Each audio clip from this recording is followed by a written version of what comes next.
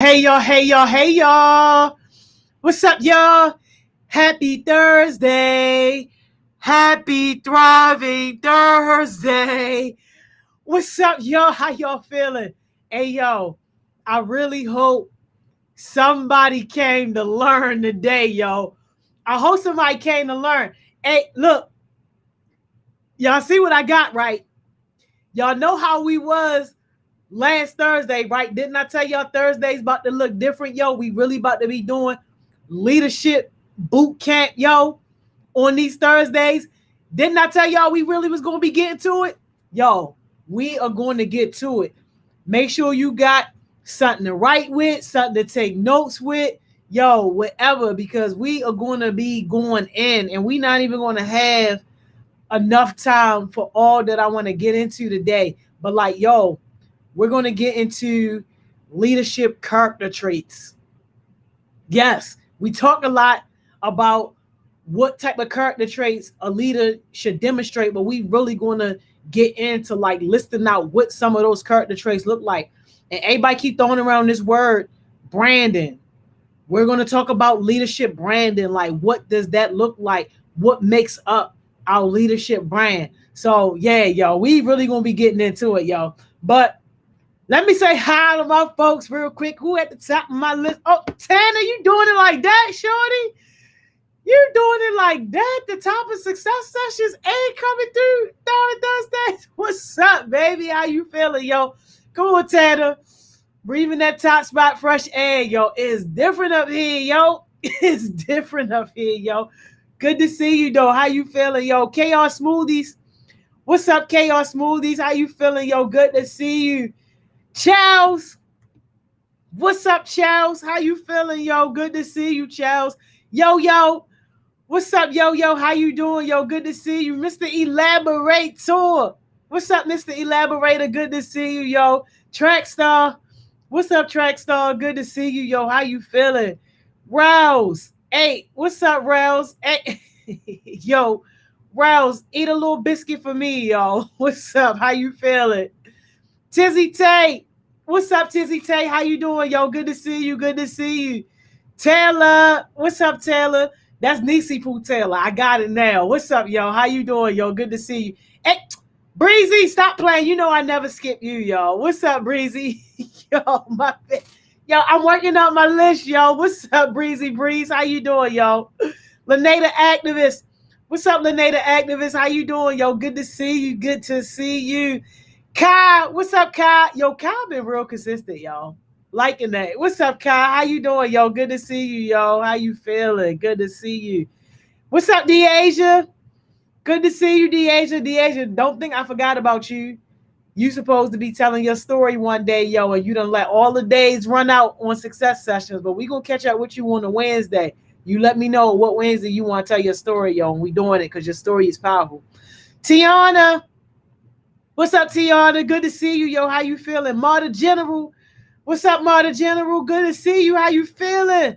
Kamori, what's up, Kamori? Good to see you. How you doing? Slick, what's up, Slick? How you feeling, yo? Good to see you. Finn, what's up, Finn? Good to see you. Hey, yo, somebody tell Finn, yo, and just kind of whisper it in his ear, but be real loud, and tell him that the academy don't need him, yo. Tell him the academy don't. Tell Finn he better take that fitness training to the next level and build his empire off of that fitness training. Somebody send that message to him, yo, please, yo. Whisper in his ear, but kind of loud so that he hear it, yo, and really understand it, yo. Let that man's know he onto something with that fitness, yo. And with everybody putting on the pandemic pounds, blow up easy, yo. Blow up. Yeah, hey, Trackstar, you was one of the first ones, of course. You know I never forget you, Trackstar. What's up, Donovan? Good to see you, yo. Good to see you. Y'all, we gonna get ready to get into our lesson in a second. Yes, Trackstar, definitely need to make a fitness page, yo. Trying to do your business page on your personal page is not the move. Yes, Taylor, fitness training, fitness class. Yes, yo, all that. He can do it. And the crazy thing is, it's even better. Hey, yeah, hey, Taylor, them pandemic pounds, yo. Yo, what's up, Big 16? But like, yo, he got the advantage that he looked the part. You know how some people be like, yeah, let me help you get in shape, but then you looking at their body and you just like, or like the person that want to do your hair and their hair ain't really tight, you like, I don't really know. But you just look at this man and you just want to say like, okay, show me, help me. Like, yo, that right there is self-advertising. Like, you ain't even really got to do too much more right there. Like, yo, I'm telling you, that man is on to something, yo. And a young person doing it, most fitness trainers are like old head adults. But like a young person doing it, yo, that's changing the whole game, yo. And it's always good when you're the first at something, because then you become basically like the model. So like, yeah. Hey, see, my man Rouse already knew who he was talking about. Already knew who he was talking. Yeah, Rouse, that's exactly who he was talking about, yo. Yes, yo. Been on it, yo. Been on it. Get Trackstar said it already. Get that fitness page on and popping, yo. Because that mixing the two ain't up, yo. That ain't it, yo. Get that fitness page, yo. But yeah, y'all. So we gotta get into our session for the day, into our leadership session. Yo, I hope y'all got something to write with. I hope somebody taking notes, whether you're taking notes on your phone or whatever. But like, yo, we really gonna go deep. Oh, and you know what, yo? Before we do our recap, yo, my NBC people, yo, definitely let me know in a separate message, yo. I know I sent the group message to everybody, but definitely let me know in a separate message if you have any issues with that COVID test on Sunday. Like when I sent that message to y'all, I was just getting off of the meeting with the NBC team. So one of the rules or whatever, I guess, for television is that before you can film, you got to have a COVID test, like at least like 48 hours in advance. So that's the reason why they're doing that. And there are going to be some release forms for your parents to fill out if you're 18 or under. If you're 18 or over, you can fill the forms out yourself, but it's going to be some release forms basically saying that your parents give you permission to be on TV, yo. It's about to, yo, is about to get real hectic over here, yo. It's about to get real hectic. So, but we're gonna go through all the details and stuff at our meeting next week. Donovan, as soon as I get them, I'm gonna give them to y'all. Like as soon as I get them. So I got a feeling that they not digital. That is going to be something that you're going to have to actually physically sign and maybe like take a picture, send back to me or whatever. We're going to figure all that out, and I'm going to try to have as many details as I possibly can for our meeting next week so that everybody can be straight. But all right, let's get into our lesson, y'all. So last week we talked about the mindsets of a leader. We talked about the 4 mindsets. We talked about the commitment mindset, accountability, performance, vision, and then we just basically kind of talked about like what that kind of looks like. So let me know if anybody had like any lingering questions from last week, and we'll do our best to address those. But today, I really want to get into the character traits of a leader. And after we talk about the character traits of a leader, then we're going to spend a little bit of time talking about, so how does that make up like your leadership brand? All right. And the ones that we're going to list aren't necessarily like the end all be all, but these are going to be like the most critical. So when you think about leadership traits that you absolutely have to have, like these are critical. And when I say leadership, I'm talking about like the next level of leadership. So the first level is where you just only kind of lead yourself and that's it. But that next level of leadership is where other people start to follow you, and they not following you just because you got a title. Anybody can just say, oh yeah, you the leader or you the boss or you the supervisor, and then automatically they following you. Understand this. They're not really following you. They are following the title.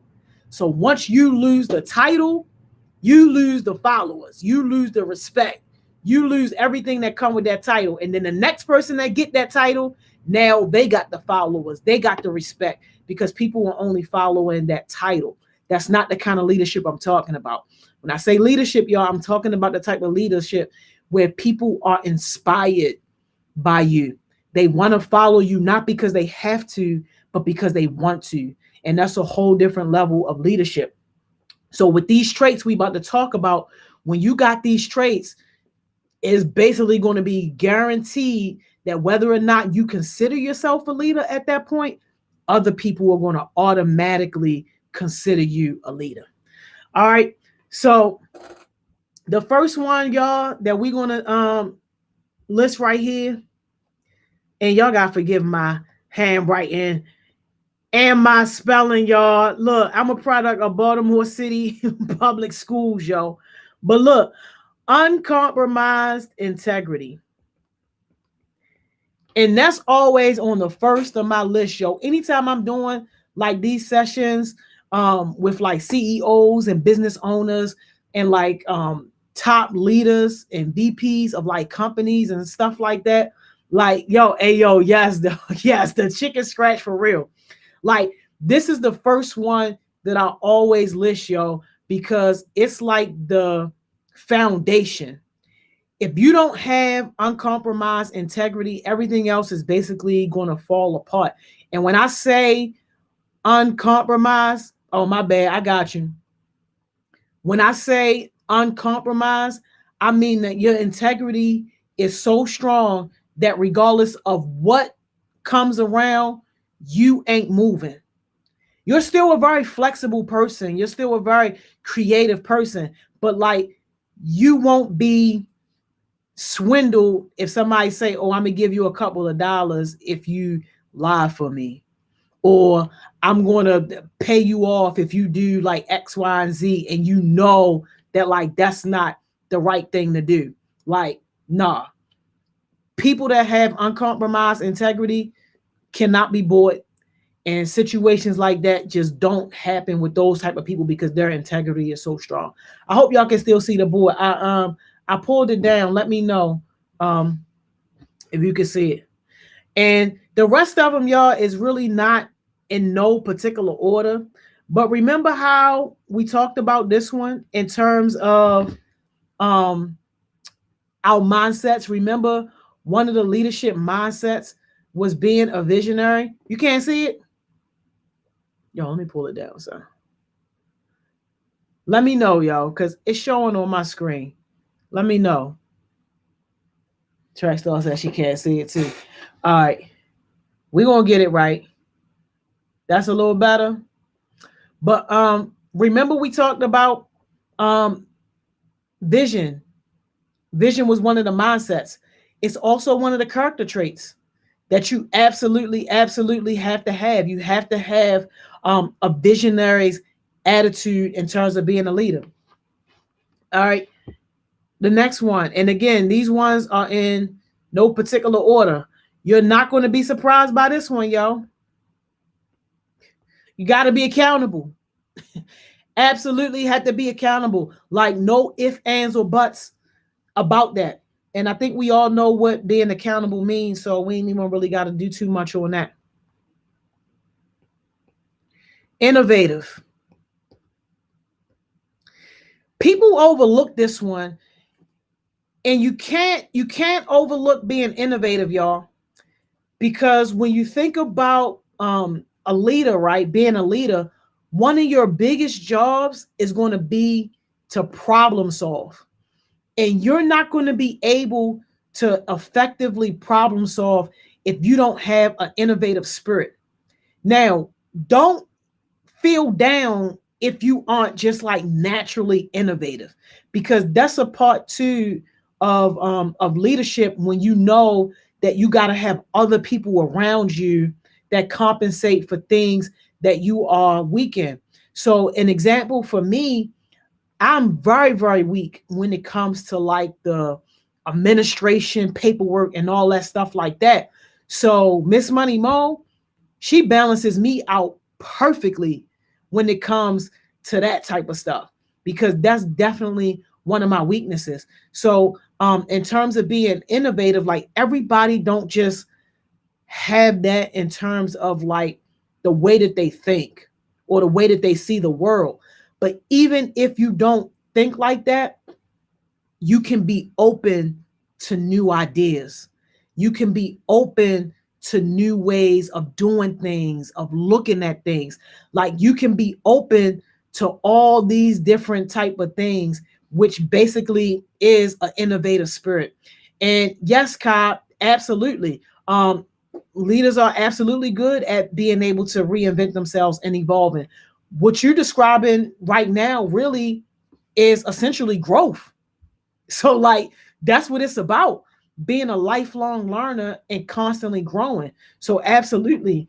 And yes, Breezy, being able to adapt. But let me tell you why adaptation doesn't make it on my list when we talking about next level leadership. And the reason why, and I get it, being able to adapt to any situation and change. Great, absolutely, definitely a good way to look at it. But here's the next level of looking at that, y'all. And this is why adapt doesn't make it on my list. The reason is because as a leader, you got to be able to do more than adapt. You got to be able to create the culture and not necessarily adapt to the culture that is there. So this is why I say a lot too, how good people can be in a bad culture and you will never know that they were good people. Why? Because they adapted to the culture. They adapted to the situation versus a leader. And this is partly what made me so successful at Comcast. Like I'm something like a legend at Comcast. And the reason is when they put me in whatever situation they put me in, I didn't adapt to that situation. People ultimately adapted to me in a sense. Like I helped them think of new ideas. I talked about what the vision was, what the goal should be, and how we can go about getting those goals. So in essence, we created a new culture. So if you always go into a situation thinking that you got to adapt, thinking that you got to change, then sometimes you could be adapting to the wrong thing or changing to the wrong thing and not necessarily leading people, but really just kind of falling in line. So there are certainly like some situations where adaptation is acceptable, especially like temporary situations. So like an example, if you're walking into somebody's meeting or something like that, like you can definitely adapt to whatever the norms are in that meeting, especially if it's like temporary. It's not really taking you too much outside of like who you are and what you do. Like that's okay. But when we're talking about culture, like in terms of the way how leaders think, you got to be able to look at that culture and say, okay, does this culture need to change? How can we improve this? How can we make this better? What direction do we need to go in? So I hope that makes sense in terms as to why adaptation didn't make my list, but it definitely is a good one to think about. The next one, y'all, is confident. Yo, as a leader, you gotta be confident. Have to be confident.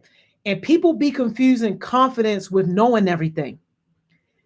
You can be just as confident telling somebody that you don't know. People will respect that.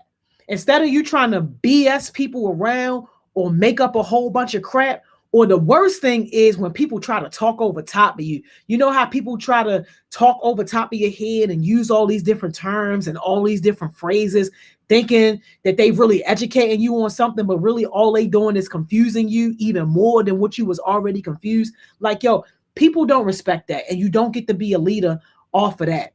Like, yo, Being confident just means basically that you are okay with yourself, with your message, what you stand for, and you are good at basically communicating with people with whatever it is. One rule of thumb, yo, that you definitely gotta keep in mind is that if you're having a conversation with a so-called leader, yo, and they confusing you, the crap just don't make sense, it just don't add up, they don't know what they talking about. And you can tell them I said it. That is true 100% of the time. When you really know your stuff, when you are really knowledgeable about a subject, you can teach that subject to anybody. Third grade and up. That's why a third grade reading level is the standard for like publishers and authors and like people who write speeches for big people like the president, the vice president. Like, yo, it is standard for them to write at a third grade level because that is basically globally what people know. If it's at a third grade level, then basically everybody can understand it. So if somebody try and supposedly break something down to you or educate you about something, if they can't break it down in a way that makes sense to you, then they don't know what the heck they talking about. Now that don't mean that you're gonna like fully understand and be able to go and teach somebody else whatever it is that they telling you, but at least you'll be able to make sense of whatever it is. That's how you know somebody know their stuff. Yeah, like track star people do that crap in meetings all the time. And you know what they doing? They're padding their ego. They trying to make themselves feel important and trying to make everybody else feel low. They want you to think that they are big and high and mighty and they got all this knowledge. The whole time you don't even know what the heck you talking about. Because if you did, then you would make sure that we knew what you were saying. So, but yeah, y'all. But definitely don't be afraid to admit when you don't know something or you don't know the answer. You need to research, you need to consult with somebody else. Like that doesn't take away from your confidence at all. All right. Our next one, y'all, and this one is fairly simple, yo. But being intelligent, and this is in the most simplest forms, yo. You ain't gotta be the smartest person ever. Like, and if you're the smartest person in the room, most likely you probably in the wrong room, unless you are like the facilitator and you teaching and people supposed to be learning from you. But like being intelligent, it's just the basics. Like you understand whatever it is that you are leading people with, and if you don't understand, you are committing yourself to self-teaching or going out and getting the knowledge, and just overall, you're able to present yourself in an intelligent way. So that one is that. Now, this one right here, watch what we do. Watch what we do with this one. We're going to put one word in front of intelligent. Y'all, this right here, this right here, yo, is the Holy Grail. That's the Holy Grail. Like being able to be emotionally intelligent, you can't drop the ball on that as a leader. This one out of all, now I know that I said definitely uncompromised integrity is number one. That is the foundation. You ain't got nothing without that. But if I had to say like a number two that you absolutely have to have and you can't drop the ball, it's emotional intelligence. And a lot of people don't realize this. Like people that study leadership and people that study leaders, like they are able to pick up real quick what makes me, somebody like me, successful as a leader, right? Because think about it. I don't have any formal education. I don't have any formal certificates, certifications, or anything like that.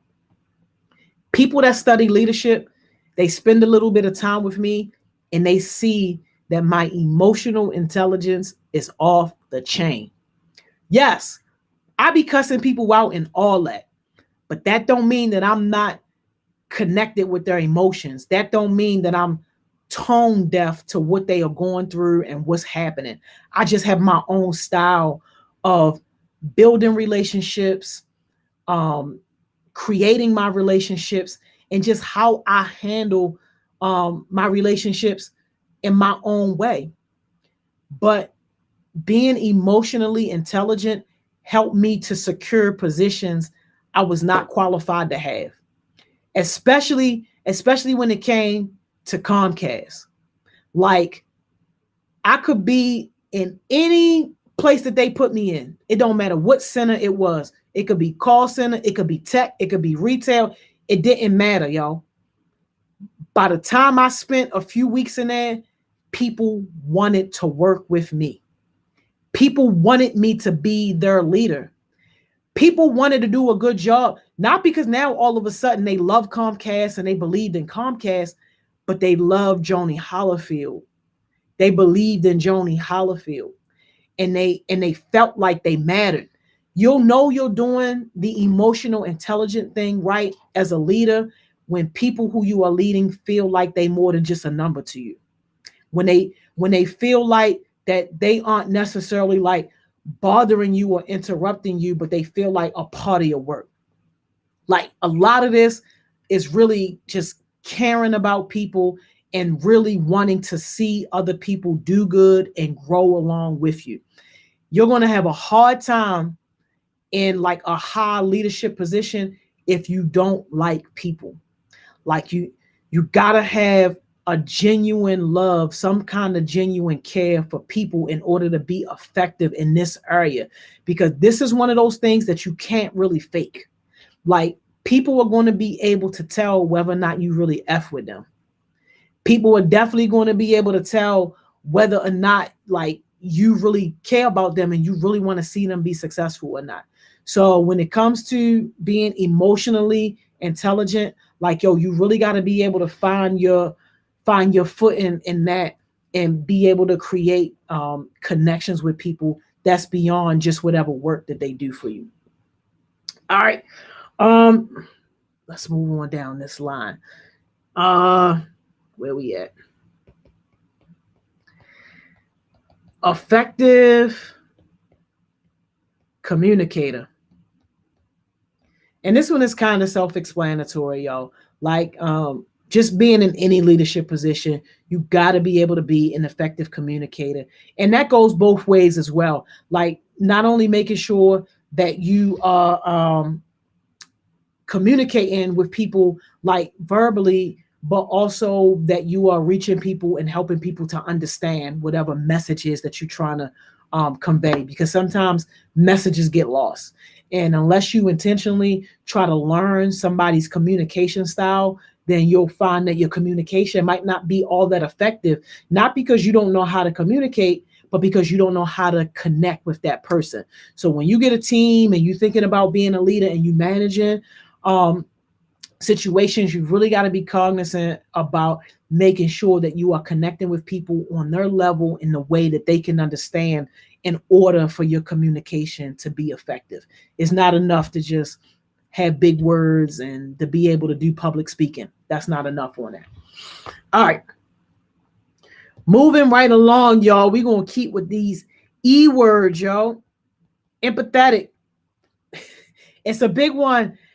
And people be overlooking that one. You got to be able to relate to people. You got to be able to display genuine empathy. And that one kind of ties in with being emotionally intelligent. So empathy is definitely one that's high on the list. Hey, can't say that's our favorite. Yeah. Yo, creative. And this one kind of goes hand in hand with what we talked about earlier when we said about being innovative. You got to be able to be creative, yo. Like, you just don't even understand how important it is for you to think outside the box. Like, you gotta be able to put yourself in that space where you can say, all right, even though this has never been tried before, what is the potential? What is the possibility? Like those are the kind of questions that you ask yourself. And then you can narrow it down from that. Because sometimes when we thinking about the possibilities, we thinking about things that is just like so far beyond reality that it's like, we never want to make that happen. But that don't mean that you can't dream it and you can't think it and you can't scale it down into something that could potentially be reality. And creativity, like we said earlier with innovation, creativity really helps with problem solving. That's why when people come to me like with problems, when they want to like get advice from me, like they tell me what it is, and automatically I'm thinking about different things. But it's also good as well to have other people around you who are creative so that they can help you think outside the box. So creativity is definitely one, y'all. A big one, an important one. All right. So moving right along, yo, and I gotta emphasize strong on this one, yo. But the work ethic, yo. The work ethic, yo. Your work ethic has to be off the chain. Has to be off the chain. I got you, track star. Yo, your work ethic has to be off the chain, yo. Like if you ain't got if you ain't got like too many things on the list, yo, you gotta make sure that you got a strong work ethic. And work ethic can compensate for a lot of things that you might not have, especially in the beginning, yo. Especially in the beginning. And again, with my experience at Comcast, I was not qualified for not one job that I ever held at Comcast. Not one job. But my work ethic, yo. My work ethic was something that could never be outdone. Yo, and to some extent, it really is something that I don't want to pass on to y'all 100% because it was a little unhealthy, a little bit, like the way that I worked. But like, yo, I understood the gravity of where I was. I understood that I wasn't supposed to be there in the first place. So for me, I always had to make sure that I was bringing my absolute best 100% and that I didn't make any excuses on no days. Like, and when I say it was kind of like unhealthy to a point, yo, I remember one time I got in a car accident on my way to work, yo, on 95. I had to be pulled out from the car and everything. I had glass all over me. Yo, my face was all cut up. I'm bleeding everything. Yo, I told that tow truck driver, take me to work. You hear me? Take me to work. Yo, I got to work, yo, all messed up. Now, granted, my bosses at the time ended up sending me home because they was all like, Joni, like, yo, like what? Like, yo, you need to go to the hospital. Like, they ended up sending me home. So I went to the hospital and the doctor ended up putting me out for like a week or two. But like, yo, my work ethic was nothing to be played with, yo. Yes, Chaos Smoothies. I was super serious, yo, because I knew the weight that was on me. Like, yo, my number one goal in life at that time was I don't want to be poor. And the only thing that I knew was to work my butt off so that I never had to worry about being poor.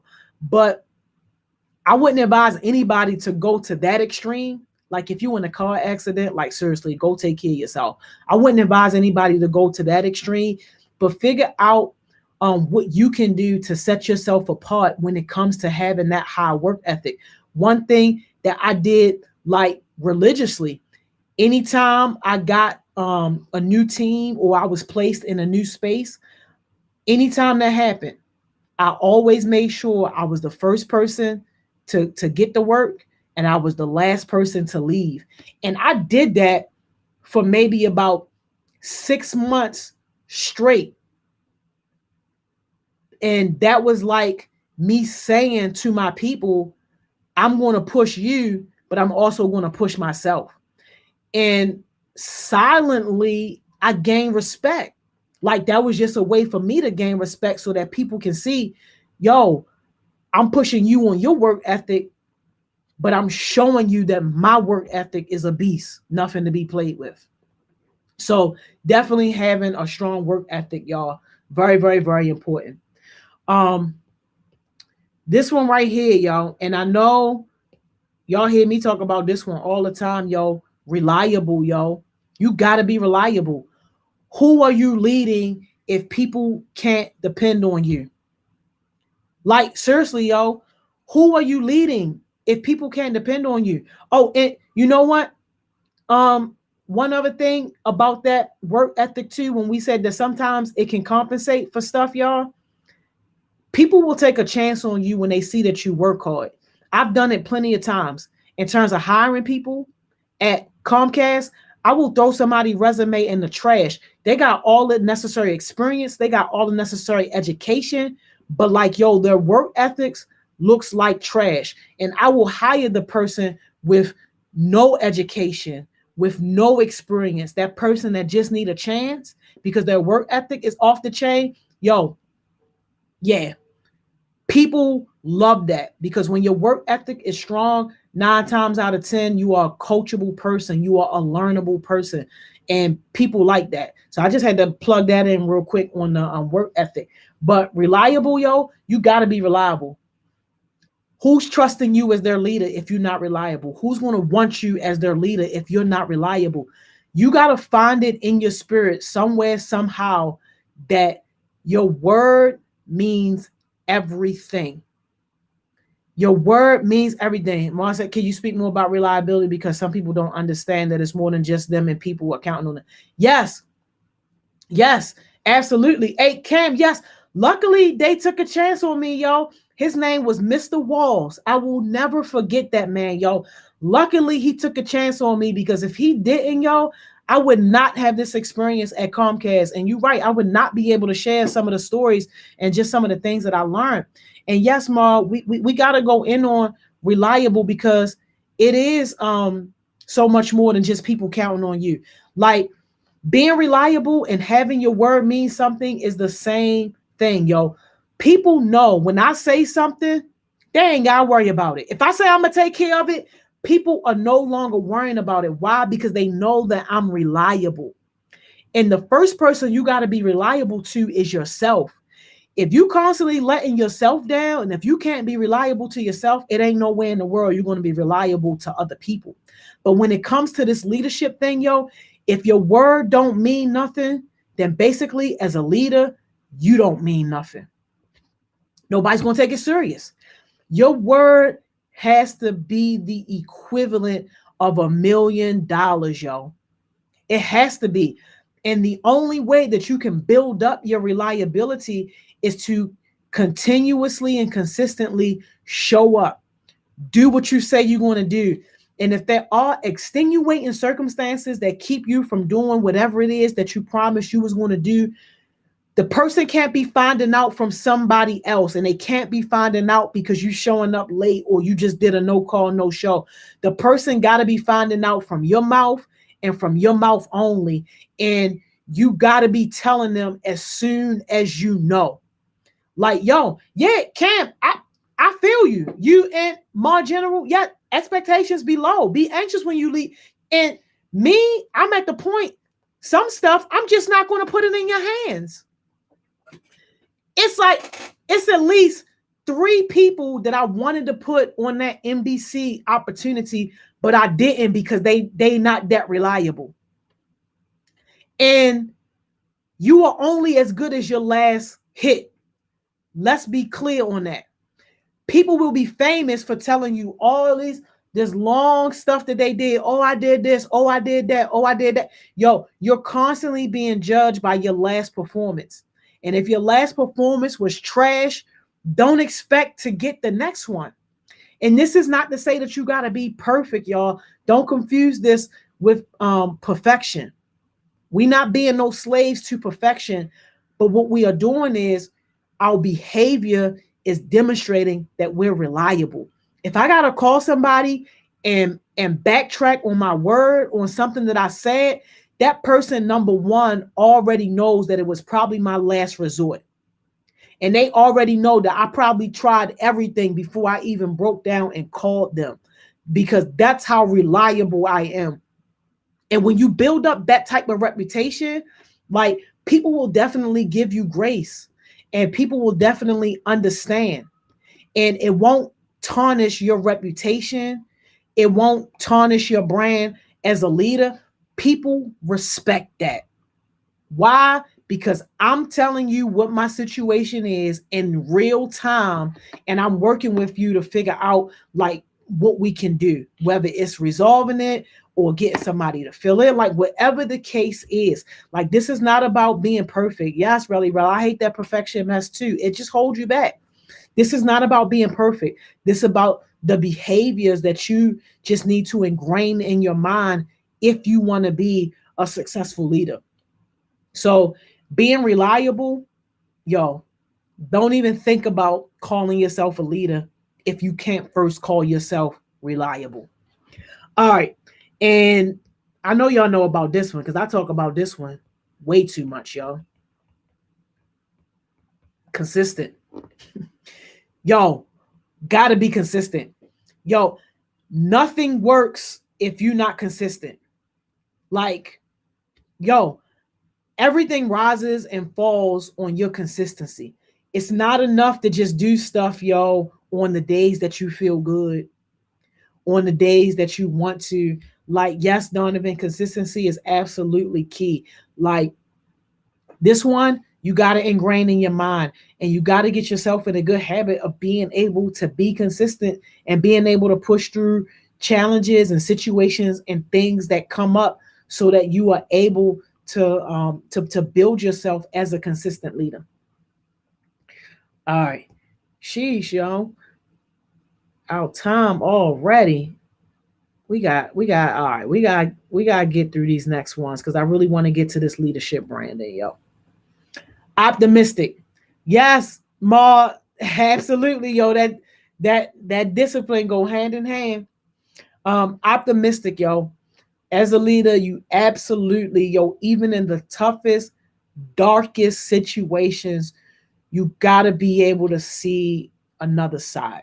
Now, this is not to say that, oh, somebody just lost a family member and now you got to be all optimistic and you got to try to cheer them up. No, that's the wrong thing to do. It's a time and a place for everything.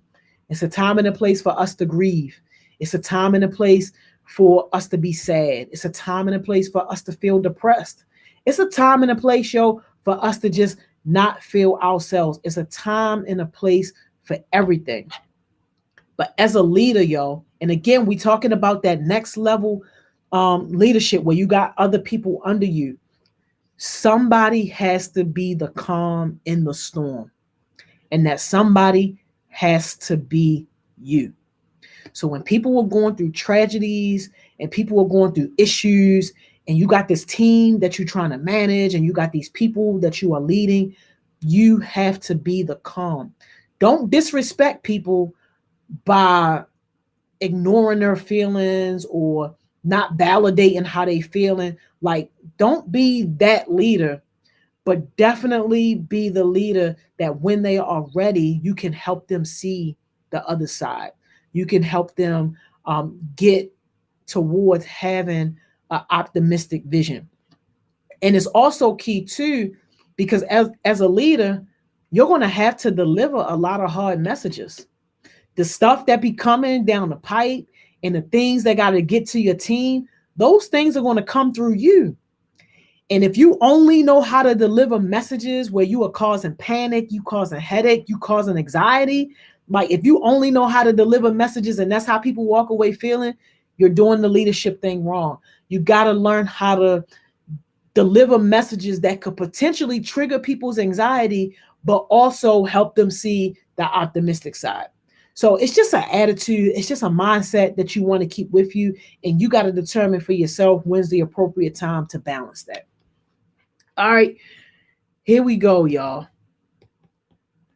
Got to be thoughtful, yo. And this one goes into what we were talked about with emotional intelligence.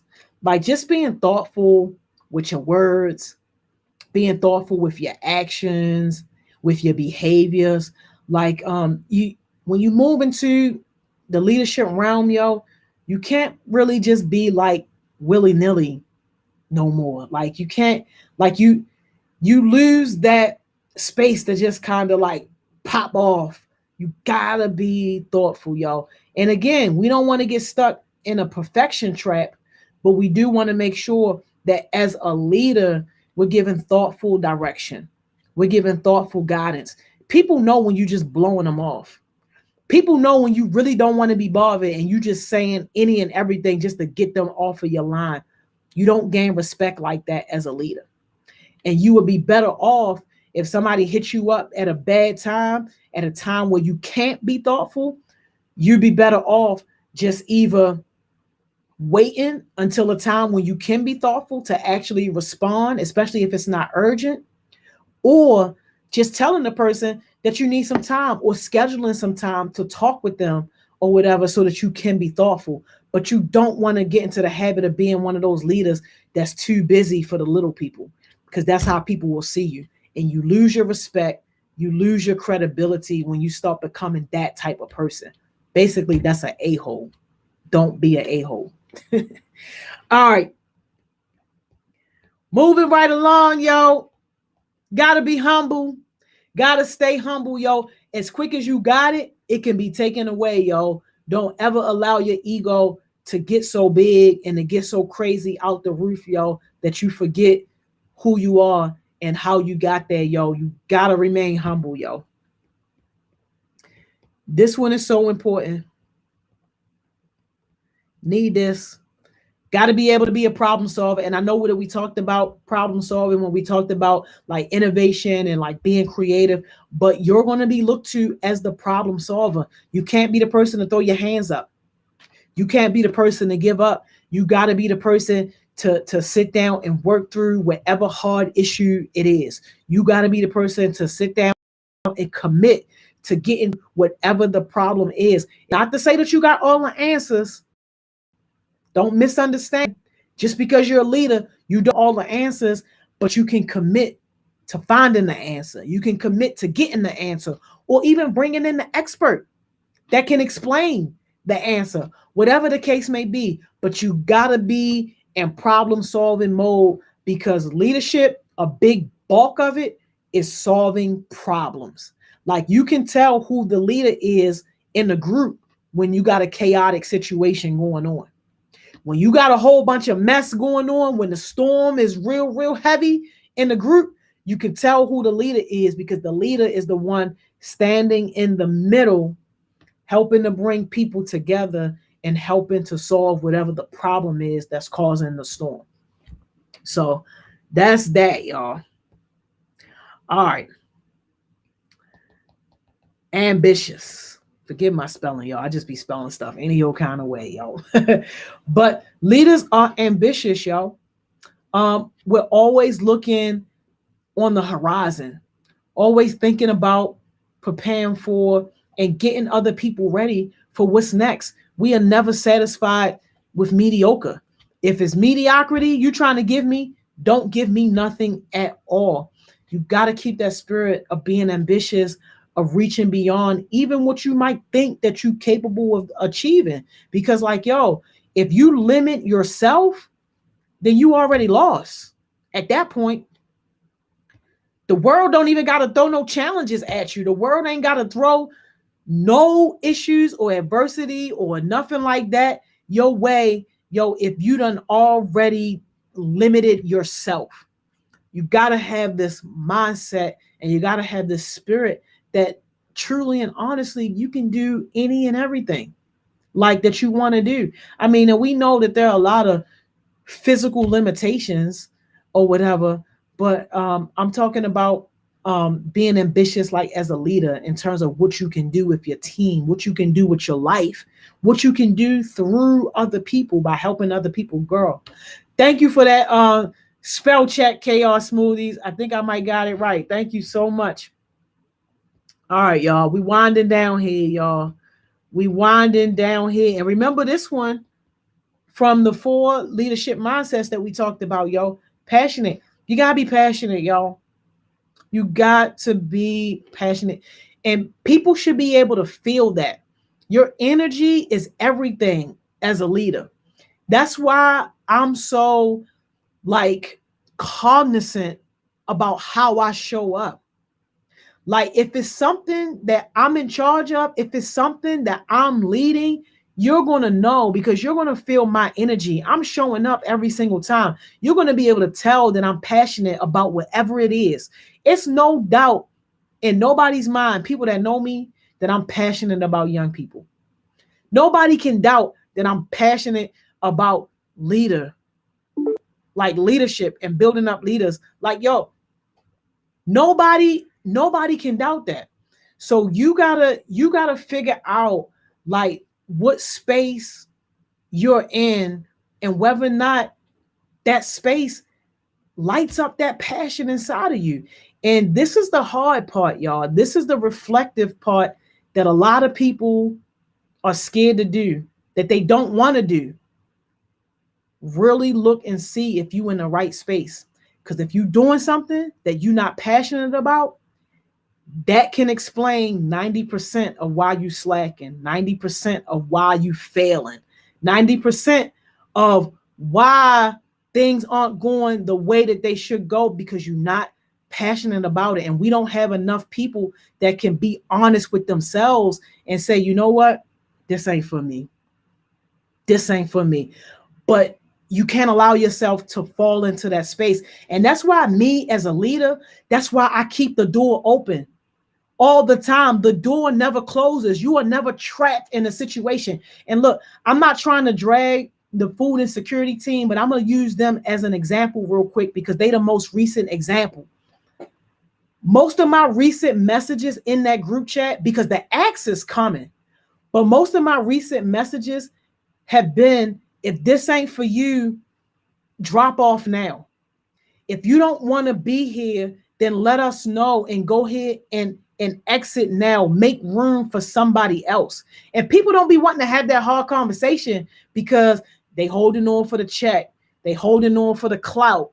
They want to be seen a certain way, whatever. It's going to diminish their ego. But like, yo, some people are taking me up on that offer, which is a great thing.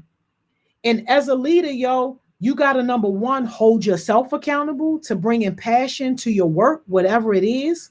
And when you are no longer passionate about it, or if you're just not passionate about it, removing yourself from that situation. But then also, number two, keeping that door open, because when you got a team that you got to manage, you don't want nobody that don't want to be there. That's the easiest way to drag down the whole team. You won't even be able to tell that you got a great team if you holding on to people that don't want to be there. Don't tie yourself so much to a person that you let a person bring down the mission of the team, yo. No, it's always bigger than one person. It's always bigger than you. Nobody should be bigger than the mission. It's about the mission. And yo, if that means you got to do it with less people, like maybe you needed 7 people, but 2 wasn't committed, wasn't passionate. You had to let them go. Now you got to do the work with 5 people. Yo, I promise you'll get a better outcome with those 5 people who are passionate and who are committed than you will trying to hang on to those 2, because you're going to spend your time trying to convince the other people why they need to get excited, why they need to get on board. Nah. You ain't got to have those kind of conversations with people, yo. You can definitely have conversations about growth. You can have conversations about how you can support a person to help them get where they want to be if they want to be there, but they just lack some of the skills that they need to be successful. But like, yo, you got to first demonstrate what it means to be passionate, and then you got to be able to hold your leaders accountable to that as well, the people on your team. And then y'all, the last one, y'all, I can't believe our time. We're not even going to be able to get into leadership branding, y'all. We might have to pick that up next week, yo. But the last one, yo, you got to be energetic. And it kind of ties into the one about being passionate. But like, yo, if you're calling yourself a leader and if you're positioning yourself in front of people to be a leader, yo, you can't be dry. Like, you just can't. And this don't mean that you got to be somebody who you are not. No, be who you are, but people should be able to feel your energy. You can be soft-spoken. You ain't got to be all loud and crazy like Miss Joni. That's just me. That's just my style. That's just how I talk. That's me. I'm being true to me. You got to be true to you.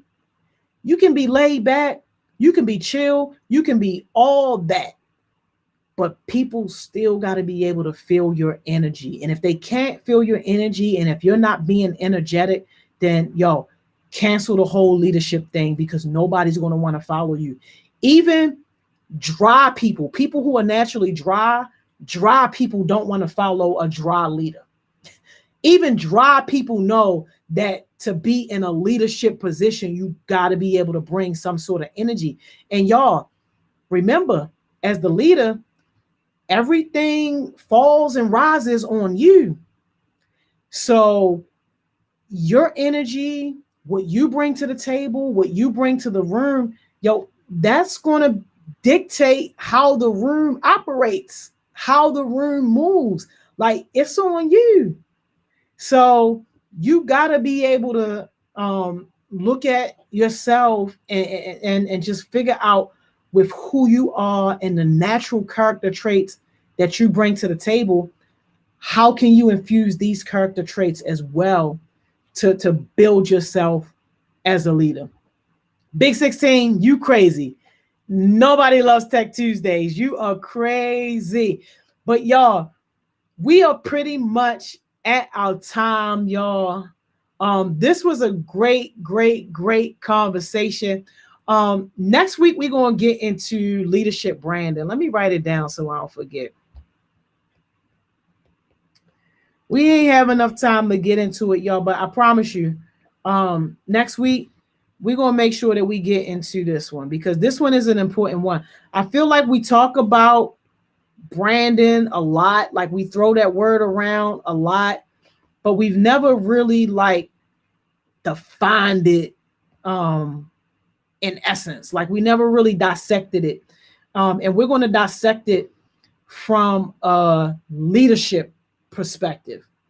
But even when we talk about it from a leadership perspective, a lot of the things that we talk about are going to be applicable from a personal perspective as well. So those two things aren't necessarily different in a sense, because how you brand yourself as a person is definitely bleeding over into how you are branding yourself as a leader. So we're going to break that down next week, y'all. I can't wait. It's going to be interesting. Hey, yo, Trackstar said she took a lot of notes tonight. Hey, I'm so glad, man. Listen, I just hope that y'all find this stuff helpful. And more than that, I hope that you find a way to put it to use. Like, practice it. It's a waste of your time. It's a waste of my time if all we do is talk about this stuff for an hour and then you don't go out in the world and execute. You got to execute. You got to find a way to make it a part of what you do, of who you are. Infuse it somehow into your daily habits, into your behaviors. That's how you're going to be able to like really build yourself up and really start to see the effects. Because I promise you, yo, if you start moving like this, like what we just talked about, if you start moving like that, people will automatically going to look at you like, wow. Like what? Like, yo, the people who knew who you used to be, they're going to do a double take. They ain't even going to believe. They're going to be like, huh? What? But you're going to start to attract those new people too. those new people that see you as a role model, that see you as an example, those new people that automatically deem you as a leader. So I'm interested to see how your growth journey works out and some of the success stories when y'all start putting this stuff into play. But yo, we about to get into the next part of Thriving Thursday. You know, it would not be right if we didn't pop a surprise on y'all every now and again. And I'm excited about who I see right now, y'all. Listen, my music people, y'all in for a treat today. And I ain't even know that y'all was in for a treat. This one is about to be good. So some of y'all might remember this person from, I think last year. It was either last year or earlier this year. We did our screening with Bloomberg, and then just overall, person is just like amazing, y'all. But I'm about to let y'all see because y'all already know. Miss Sharice. Let me unmute Miss Joni. How are you? What's up? How you doing? Oh, look, blessed, busy, and booked. All the time, all the ways, and I'm so grateful to be here with you and the Baltimore family. How are you, Miss Joni? I miss you. Man, I miss you more, and thank you so much for having us in New York a few weeks ago. Listen, you set me up with a nice office. Was it a movie or was it a dream? It was amazing. You set me up with a nice little office space and everything. Like it. To be backstage, Tribeca Film Festival, it was amazing, y'all. Wow. I'm excited. It felt like a dream. Did that really happen? Was it a dream? It happened, man. It happened. And they're going to bring me the album. Hey, Miss Joni. Oh, there's the dream maker right there. Of course. Yeah, how are you, Mr. Beast? You're the dream maker. You're the Beast. You dream powerhouse on here today. Yes, ma'am. Yes, ma'am. I did. Listen, I hope Mr. Reese will tell her story, yo, because this is the power team. This is the power team. This is the dream team. I'm just happy to be here with you all listening. I was listening backstage, Miss Joni, and I was taking notes. I only got the last 4, but I'm going to try to bring them in. Energy, passion, ambition, problem solving. I'm going to take the baton and keep it going. Hey, from Brooklyn to Baltimore. Miss Sharice, leadership. I love you so much, yo. Thank you so much. I love you the most. Hey, yo. I love it. I love it. I love it. I'm going to give Beats this session. I hope Taylor, who's an amazing singer, who once she really do her stuff, I'm going to have to introduce you to, but I hope that she's on here because if anybody deserves to be connected with her voice, wants to do is her, yo, and Beats know all about it. Mm-hmm. Oh yeah, because we've been working with her in the studio. I can't wait to meet you, Taylor. All of the young people, and especially so humble to be here with all of you creative people, young people.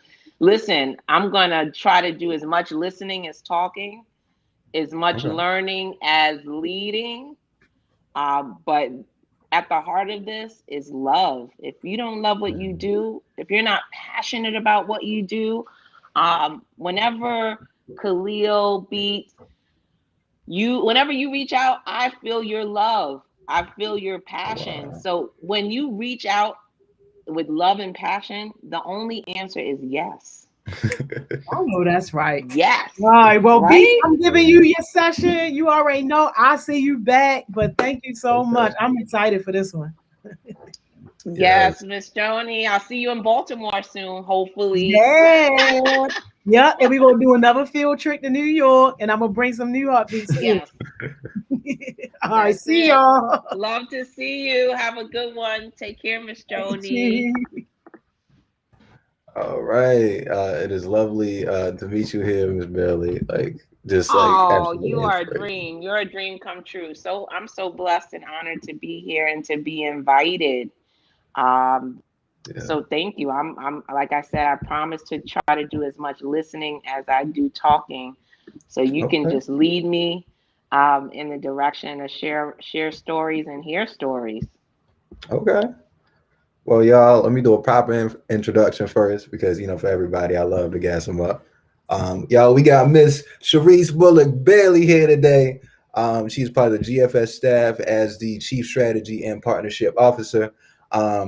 Back in the day, she went wild on the music culture, and we about to hear a lot about that today. Like, she is really influential, and I'm just like really excited to show y'all what we got in store because her story is amazing.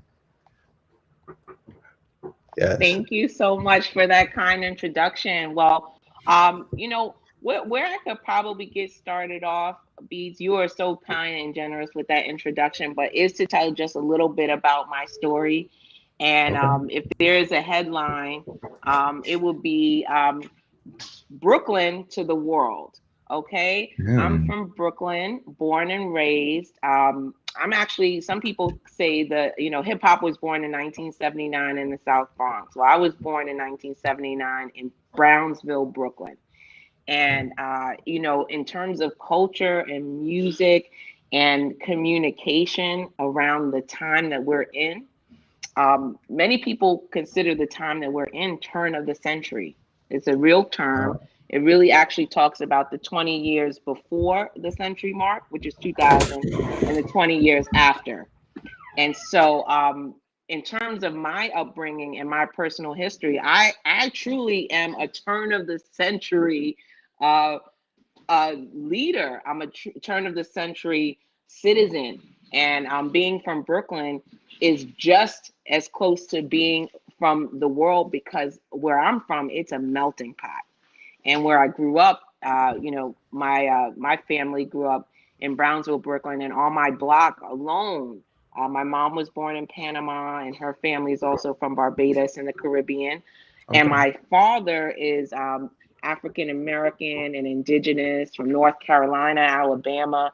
So I have a mixing of cultures just with inside my own background, being from Brooklyn, and on my block, at least 10 more countries, 10 more languages, and then forget the whole borough and then New York City. It's really, in so many regards, Brooklyn is emblematic of the cultural center that New York City represents all over the world. So, from the top, just being born and raised around the turn of the century, embedded in culture, embedded in history, and just being aware of how important culture and the arts is, Mhm. particularly hip hop. It just gave me I think, a huge advantage in how I was introduced to the industry of culture and the entertainment industry. And so I just want to put that context in place because I Okay. continue to think about and talk about hip hop culture as a resource and a framework for empowerment and economics and culture and art for artists and for Mhm. community members like ourselves. And I'll continue to also talk about being proud of where you're from and having an assets based approach Mhm. in life. And that's a value that we really hold up high at Ghetto Film School, GFS. It's Mhm. a value that I hold up high in my teams, in my community, and of course in my family. We really lean into our assets, to our strengths, to what makes us special. And one thing I want to say, just hats off to you, Beats, because you came up with a concept that I just am in love with, which is to Baltimore with love, Oh and yeah. this idea that Baltimore is love. Baltimore is filled with the most amazing artists and creators and leaders and thinkers. Yes. And it's that self love, that culture of where you're from, and that knowledge of where you're from that Mhm. really indicates your altitude and where you're going. So all those heartbeats out there, I'm feeling so loved. This is not my first dance at the Heartbeats community, and so my love is deep. I got a chance to meet many of you last summer, and again, as Miss Joni said, now Beats is taking the lead and taking the baton forward with the Baltimore screening series coming up. But to get back to my story, because I can go on and on and on, but all of this is relevant because, when I was about your age, Beats, and some of the young people who may be in the audience, when I was a young person, a teenager from the ages of 14 to 18, I knew I wanted to be involved in media and entertainment and storytelling. And I was very lucky to have a great mentor whose name is Gabrielle Glore, who still to this day is a mentor, a collaborator, a cheerleader, and a sponsor. And from 14 through 18, I was lucky enough to get an internship working at a company called Warner Music Group. And in the specific group that I was interning with, which Gabrielle was a leader in, was called Warner Custom Music. And it dealt with this word branding that actually Miss Joni already started unpacking. And for those of you who use branding and are familiar with branding, my definition of branding is identity. A brand is an identity, right? And it's a way to describe either visually or experientially or conceptually the identity of a thing or an experience or,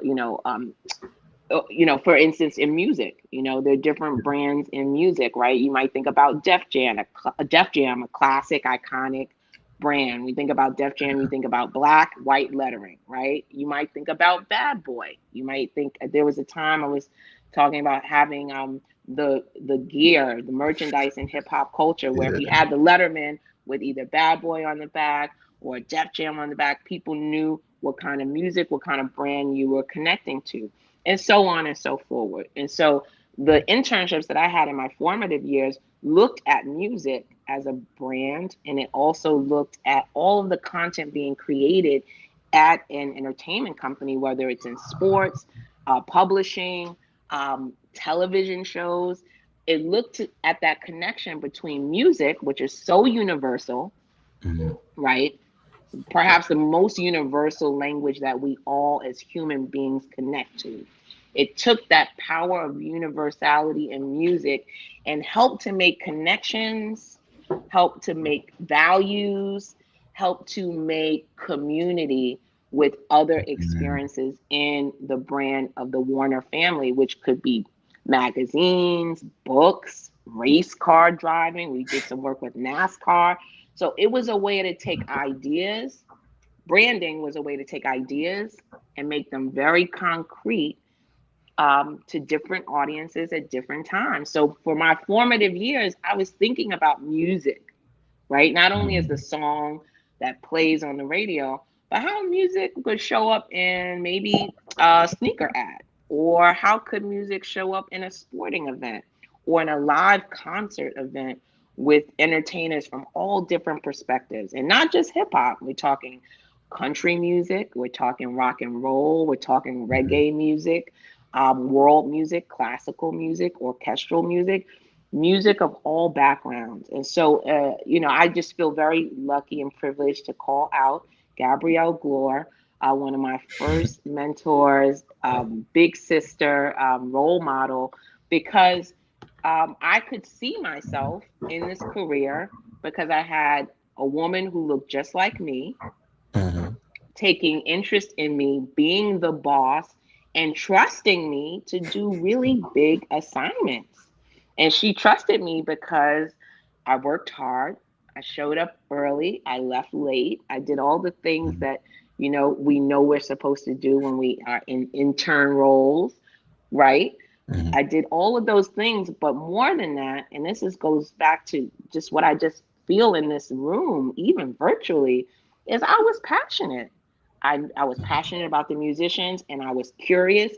Music that I didn't grow up listening to, I was excited to learn more about it.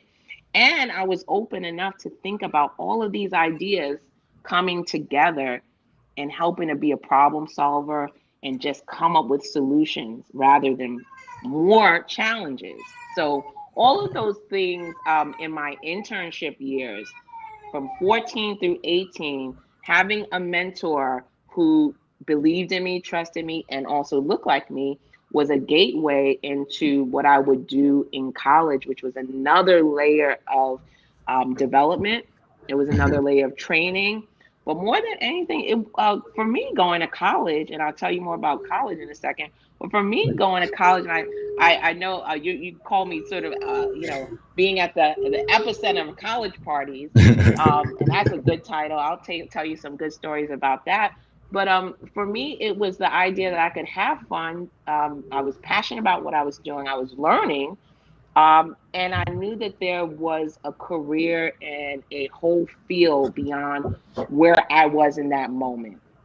And it's so let me just advance the story quickly, and then we could probably go on to the next questions about how my foundation, where I come from, right? Okay. As I mentioned, Beats, because I told you a lot of my stories that I love hip hop, and I'm a child of hip hop music and culture, and so when I got to my college campus, which was University of Pennsylvania, which is in West Philadelphia.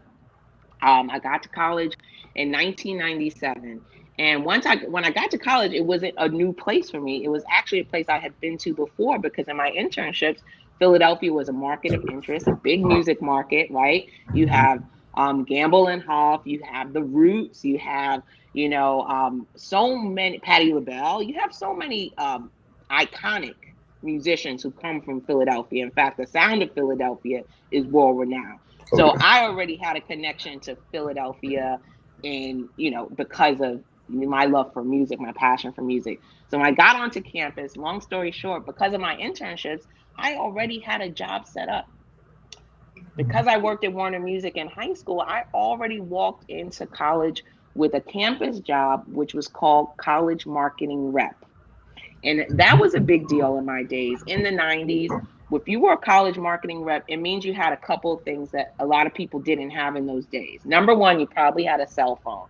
Sounds basic now, but 97, it was a big deal, because I had a job, I had to do weekly calls. Having a cell phone was a big deal. Number two, I had a corporate account, and I had to be responsible for a corporate account with FedEx. So FedEx Kinko's was the center of campus. Okay, you could be making photocopies of flyers, right? Perhaps I was sending merchandise or receiving merchandise. Merchandise, that means CDs. You young people don't use that anymore, but before we did have the CDs. I'm not as old to have the cassettes, but I did have the CDs, and I did grow up with cassettes. But so 1997, I had CDs. I would get exclusive CDs sent and distribute them to radio, distribute them to influencers like you, Beats, and all the Parts Miles here. I would be following you all in my day, thinking, who are the smartest, most hip, also most talented musicians and artists? I want to give them the music from my company, because they're going to give me their honest opinion, and they're going to play it, and they're going to share it, and it's going to become the thing that people are talking about. And then the third thing that I had, by way of being a part, and at this time it was Atlantic Records College Marketing, what I had was access. So the access is something that, it's not a business card, although I did have actual business cards. The access that I had was access to radio promoters. I had access to concert promoters. I had access to artists when they were in town. And so that access of all the three things that I had in a resource kit was so important, because when artists came in town, I could say, hey, I'm at UPenn. Would you like to play on my campus and do, like a quick set, a show, a concert? Or can I take you to a record shop and, set up a little meet and greet? So I would come up with all these ideas, because I had access to the artists, I had access to the label and the promotions, and had access to a team of marketing reps who were from other college campuses all over the country. And so we would, we worked as a team. And so it was really advantageous to have that foundation in high school, found my passion. And then once I got to college, I got to activate and exercise that passion by working for a record company, Atlantic Records. And I did something that was really a risk for me. I could have sort of asked to work with urban music, hip hop, because that's my passion. That's what I knew very well. And again, like I said, I'm a child of hip hop. That would have been easy to do. But I said, you know what, let me go into alternative music and marketing and work with artists that I haven't heard of. At the time, artists like Kid Rock, Madeline Peyroux. These were artists who were just breaking. Avril Lavigne, who's now a big artist. When they started out, they were in alternative music. And so here I was, young Black girl from Brownsville, Brooklyn, here in Philly, Okay, I had hip hop under my thumb. I had R&B and new soul under my thumb because that's who I am. But I also became fluent in all these other genres of music. So that made me versatile, more knowledgeable, more interested in new things, and more interesting to new groups of people. So it was a great combination for me to be able to walk on a Penn's campus with the internship under my belt, working as a college rep, and having all those extra resources. And this is all before going to one class or, declaring my major, or, of course, eventually graduating into my career. And so, with that, I'll just leave it at the piece that really made the connection for me while I was an undergraduate was that you can take your classes, you declare your major. I decided to study communications in the School of Communications at Annenberg at Penn. And my major was specifically communications and commerce because I was already keen on communications, but the commerce piece, the business piece meant I could take classes at Wharton. And my whole degree elevated because I was now adding a real financial skill set to the communications. Because music and culture is fun, it's creative, but it's also a business.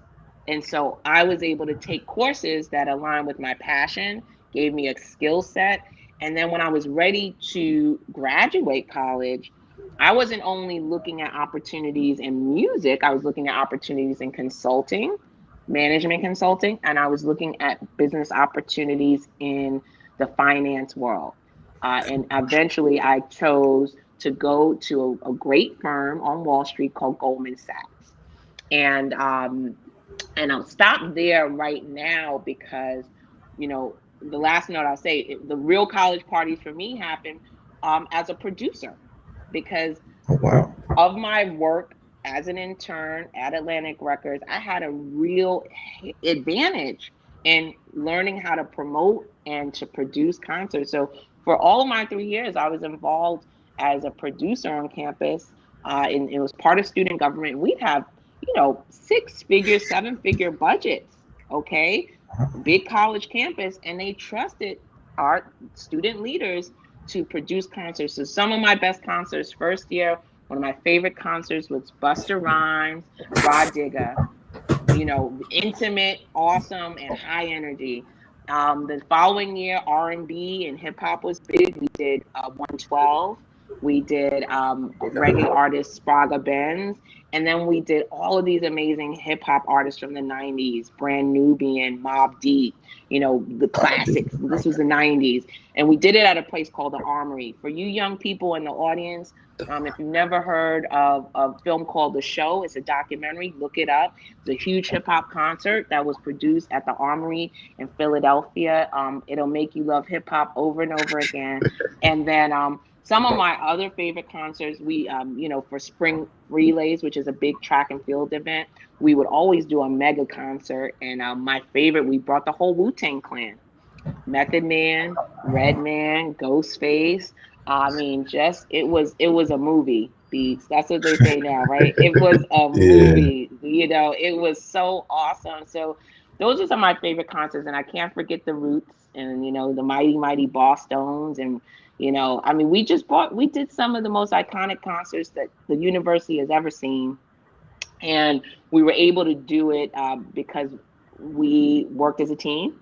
I worked with a lot of young leaders like myself who were also passionate about what they did from the earliest ages, like 14, teenagers. I know you all out there really clear about your passion, really clear about what you love to do. And I can't wait to hear more about that. So I feel like I've been talking. I mean, you heard from Brownsville to the world, Brooklyn and Wall Street. And now, the last thing I will say is, why don't I just tell you about what I do at GFS and how amazing Ghetto Film School is? We are not a music organization, but we love to work with musicians and artists who bring music knowledge and power to our films. Ghetto Film School is a world-class film academy. We were born and raised in the South Bronx 21 years ago. Then we opened up our facilities and campus in Los Angeles. and a few years ago moved out to London. So we're coast to coast and global, and we are the most rigorous, high impact film school that is available to young artists around the world. We are operate at no cost. So that means if you apply to GFS, we're looking for the most passionate, ambitious, creative artists. And we're not asking your GPA. We're not asking how much money you're going to pay. We are looking for the best, most committed, ambitious talent. And if you are in the family and you come in for our 30-month program, you get the equivalent of a bachelor's in fine arts in filmmaking, which is unprecedented, okay, in the whole world. And beyond that film fellows program, that's sort of the cornerstone of our film academy, we have an early career network that's actually available to anyone who's watching right now, who's interested in storytelling, film, careers in the creative industries. If you're 18 to 35 years old, please let us know. Go to ghettofilm.org, sign on for roster, because we are providing job placement. We're providing access to industry leaders in advertising, filmmaking, television, and development. And we're also providing a community. And that community is so rich because at the end of the day, the people who you're going to work with are the people who know you and who value you. And they are the people who are to your right and to your left, virtually and in person. It's your community. We are building together as creative family. And that's what roster is about. We have over 8,000 creative people that we serve in the Film Fellows program as well as roster. And then what I do, and Beats, you know a little bit more about this, I am the chief strategist and partnership officer. So I have the pleasure of running a consultancy that is in-house at GFS. And so many of our partners, whether it's a Netflix or whether it's an art fair like the Frieze Art Fair, they find a partnership with GFS and they find our consulting service because they might have a challenge, creative challenge, talent development challenge, and they need a solution. So they actually hire our consultancy, which is called GFS Scope, and we provide solutions. The best part about working with Scope, our consultancy, is that I get to hire all the amazing alumni to staff my projects. And so for me, it's like the best job in the world because I get to work with people I know are coming with passion, they're coming with ambition, they're coming with a can-do, problem-solving attitude. And more than anything, I can't tell you enough, they have the energy, they have the GFS sauce. I mean, we have that sauce. So, you know, and Beats, you have that sauce. You're part of the GFS family, and you know, of course, Heart Smiles. This is the energy source right here. So so all of that is a lot up front, but I hope I gave you enough to you know, we can move and groove on it. Oh yeah, for sure. It's been like, wow, just so many just gems of knowledge that like I can't wrap my head around it. Oh my gosh. Yeah, history. Crazy. Yeah. Oh man. Yeah, a lot of history. Okay. So let's see here. So are there any experiences that you've had with celebrities that you've encountered that like stuck to your mind?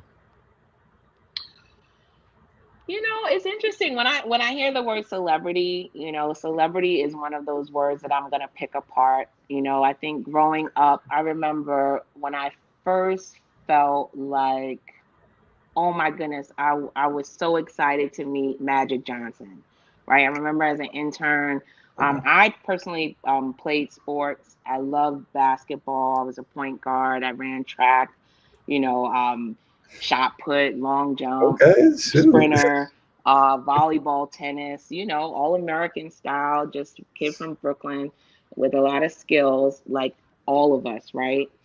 So for me, the celebrities in my universe were athletes as well as musicians and entertainers.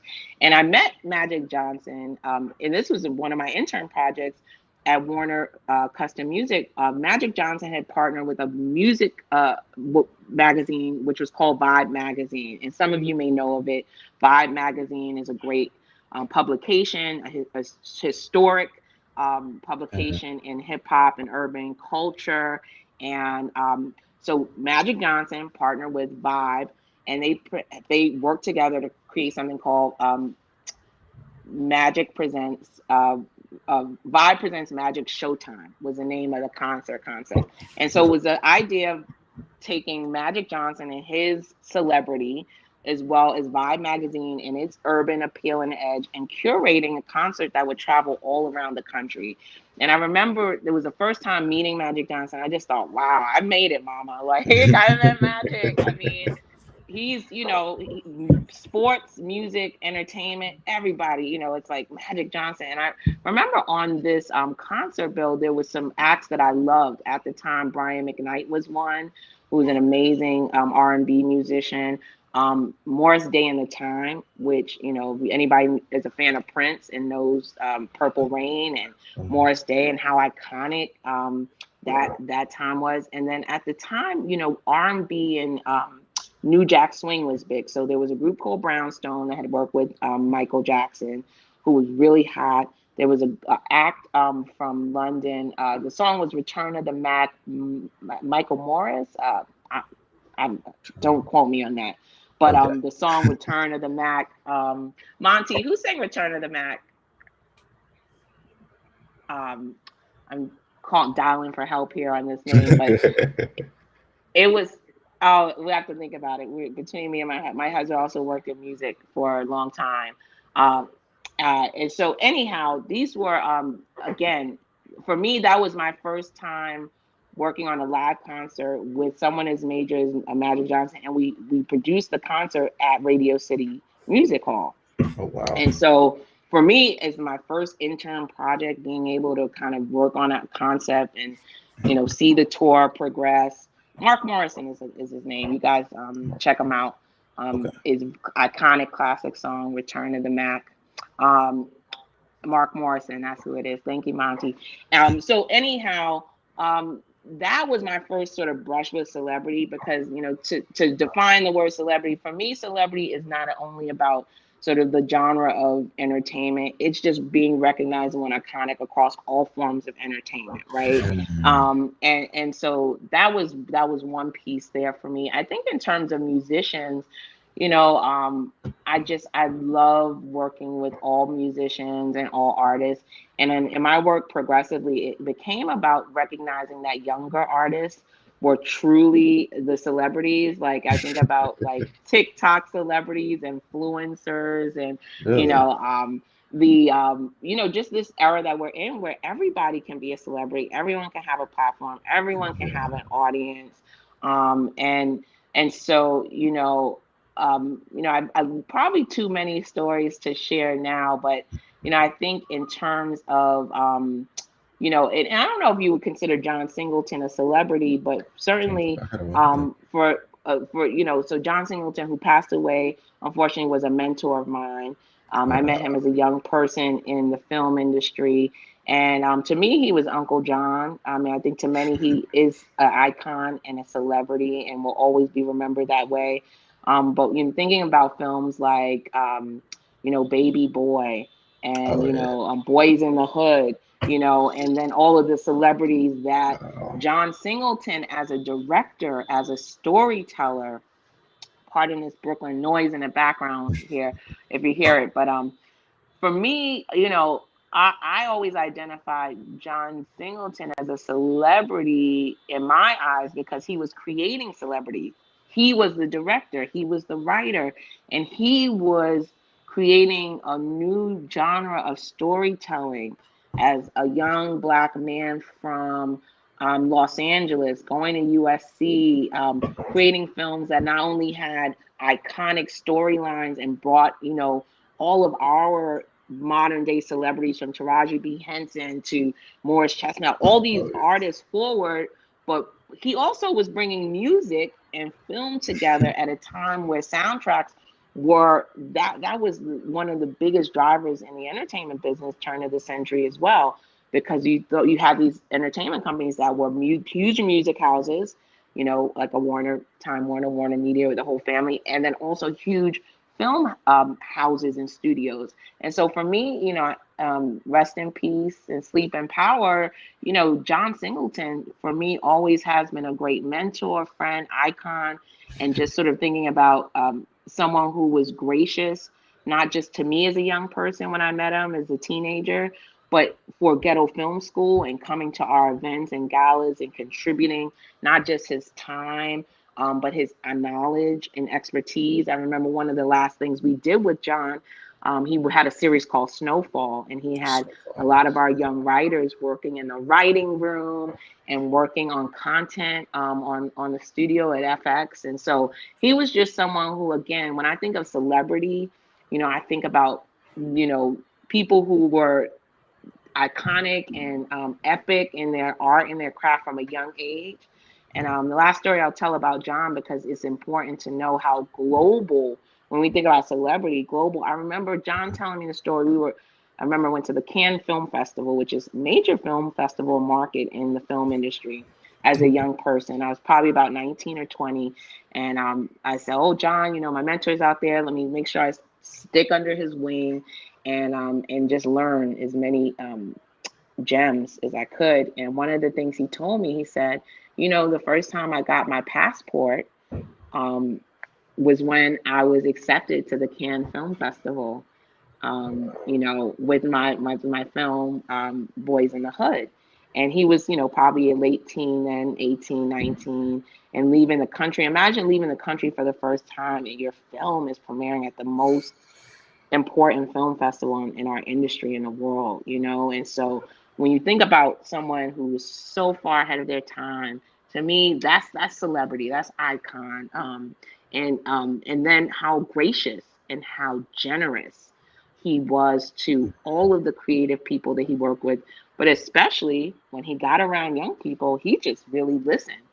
And he supported. He always had a young actor with him. I'll never forget the last time I saw him. He came to a gala, and he never came alone. He always, and I was lucky to be that young person with him at some point in my career, but he never was without a young, talented person who was just always pushing the next celebrities, the next icons forward. So to me, celebrity is about people who rise as they lift, who are iconic in their craft, but also who transcend form. You know, they are icons and celebrities in entertainment and creation. So whether it's in performance, whether it's sports, whether it's playwriting, whether it's music, and I know we're really grounding ourselves in music on this show, but I want to really speak to celebrities and to the celebrities, all of you out there,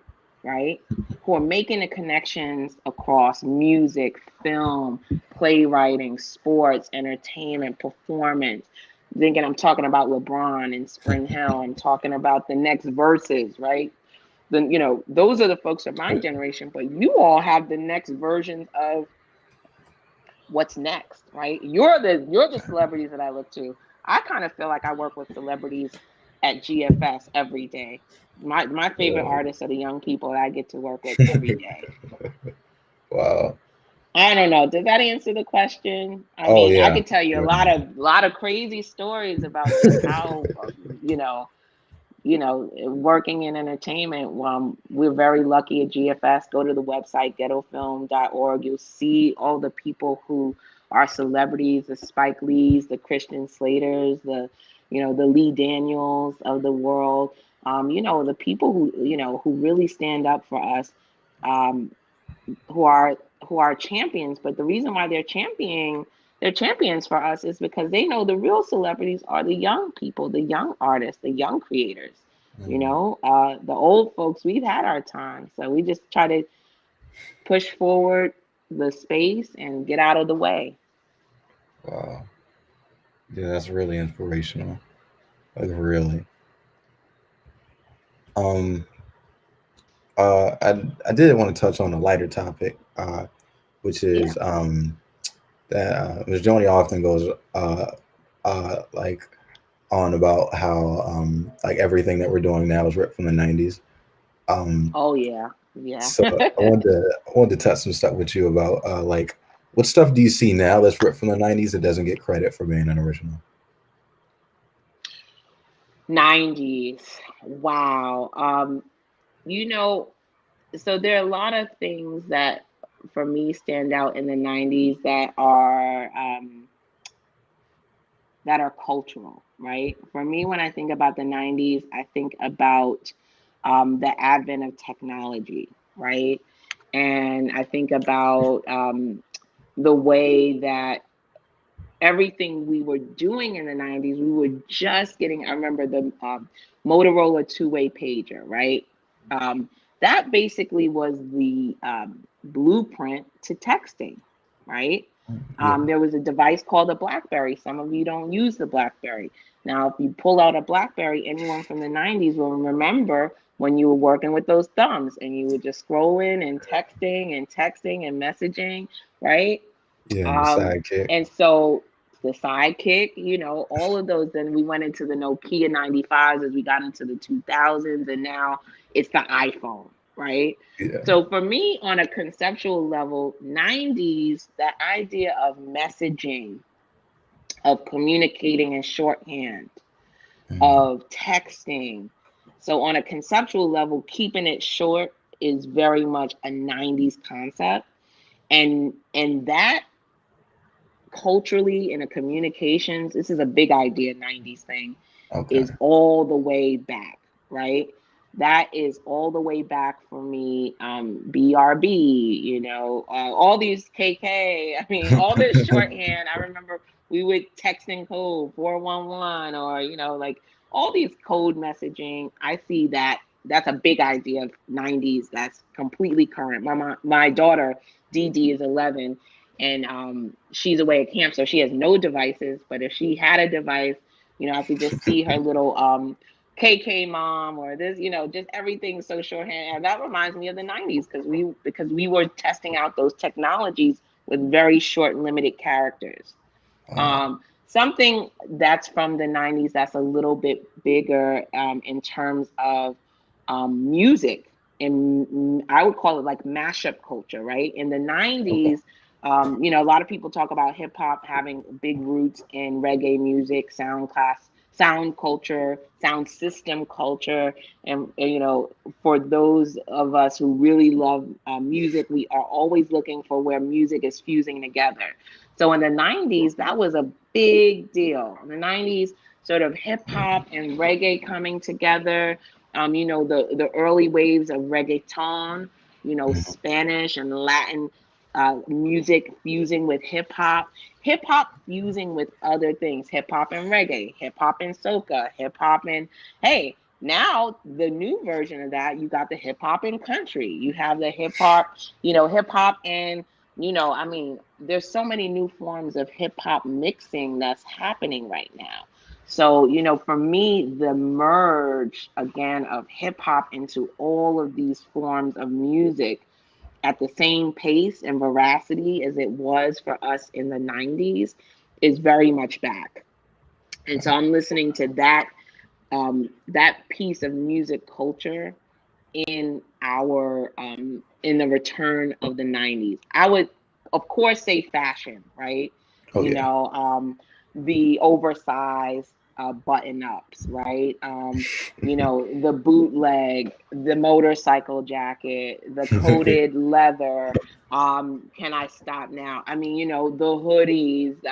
You know, the 90s fashion was nonstop, just like trend, you know. And if they, you know, if we were having a 90s party, you know, I love the sweatsuits, right? That, yeah, the Sergio Tacchini, the velour tracksuits and jogging suits, that was a big thing. The Coogee sweaters, very 90s, you know.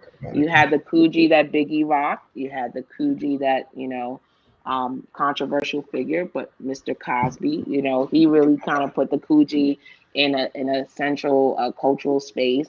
But you had that, you know, you had that mix of high low in the 90s, in terms of fashion, in terms of brands, in terms of, you know, again, black and white. I think about just even beauty in the 90s. you know, hair pulled back, super slick. I'm thinking Sade. I'm thinking, you know, just like Lolo culture. You know, I'm thinking all of these very black and white prints that leapt out Mhm. at you in the 90s. You see a lot of that coming back in our fashion, in our beauty, and just our sensibility about identity and culture. That was very much in the 90s. You know, who you are was very 90s. Where you're from. You know, I grew up in the Yeah. 80s and the 90s, right? And being Caribbean, you know, I remember you didn't talk much about, hey, I might speak Spanish at home, or my grandparents, you know, are from Barbados or Panama, and we have this other culture, right? Identity in the 90s became so much in the foreground, right? So it became not just I'm from Baltimore. We're in Baltimore, east side of Baltimore. You were from the harbor. We from you know Security Boulevard. You Yeah. from you know suburbs. So identifying whatever level of geography, black neighborhood culture, to me, and I'm a big picture thinker and thinking about that. I think right now that part of sort of 90s identity building is also back because now we are 23andMe looking at identity, looking at, you know, because the world has become so small right now, Yeah. right? There was something happening in this turn of the century moment as we were all going to Y2K, right? We were in the Yeah. 90s were about what is beyond the ceiling, right? That was the whole mindset and discovery of that was the whole spirit of the 90s was, you know, was breaking through barriers. And so all of the culture for me, and I'm talking big picture 90s now, Mhm. all of the music for me, when I think about Biggie, you know, go back to 97. 97 was a big year. You know, Big passed away. It was, you know, I remember all the music magazines, The Source, Vibe, and you know all the hip hop chronicles. Like there was this East Coast versus West Coast, you know, and to live through that in the news and the media, and to see how political and politicized our culture, our identity had become, right? You know, again, back to no, I'm West Coast. No, I'm from the South, or I'm from Atlanta. I remember how big Outkast and Houston-based rap, and just be repping from, you know, representing where you're from is a very 90s kind of concept. It Mhm. wasn't, you know, coming from the 80s, it wasn't just hip hop, it wasn't just rap, right? It wasn't just bad rap, good rap, you know. Of course, you know, I have to give homage to the golden era of hip hop. You know, 90s produced some of the best hip hop music ever, right? We're talking leaders of the new school, Tribe Called Quest, I mean, you know, Goody Mob, Outkast, you know, all of these iconic, you know, West Coast, Too Short, of course, you know, Dog Pound, Dre. I mean, this is some of the best music ever made. Yeah. Music, music, music ever made.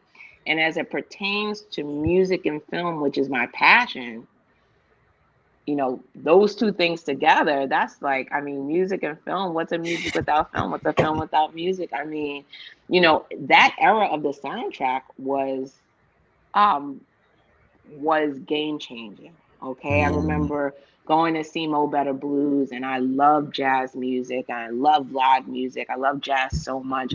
But for me, you know, not only because Spike Lee is from Brooklyn, and you know, I kind of grew up in the backdrop of, you know, Spike Lee's Brooklyn, as seeing it on screen and all of his films play out from the earliest, you know, She's Gotta Have It, and seeing that reboot, which was very, you know, 90s as well.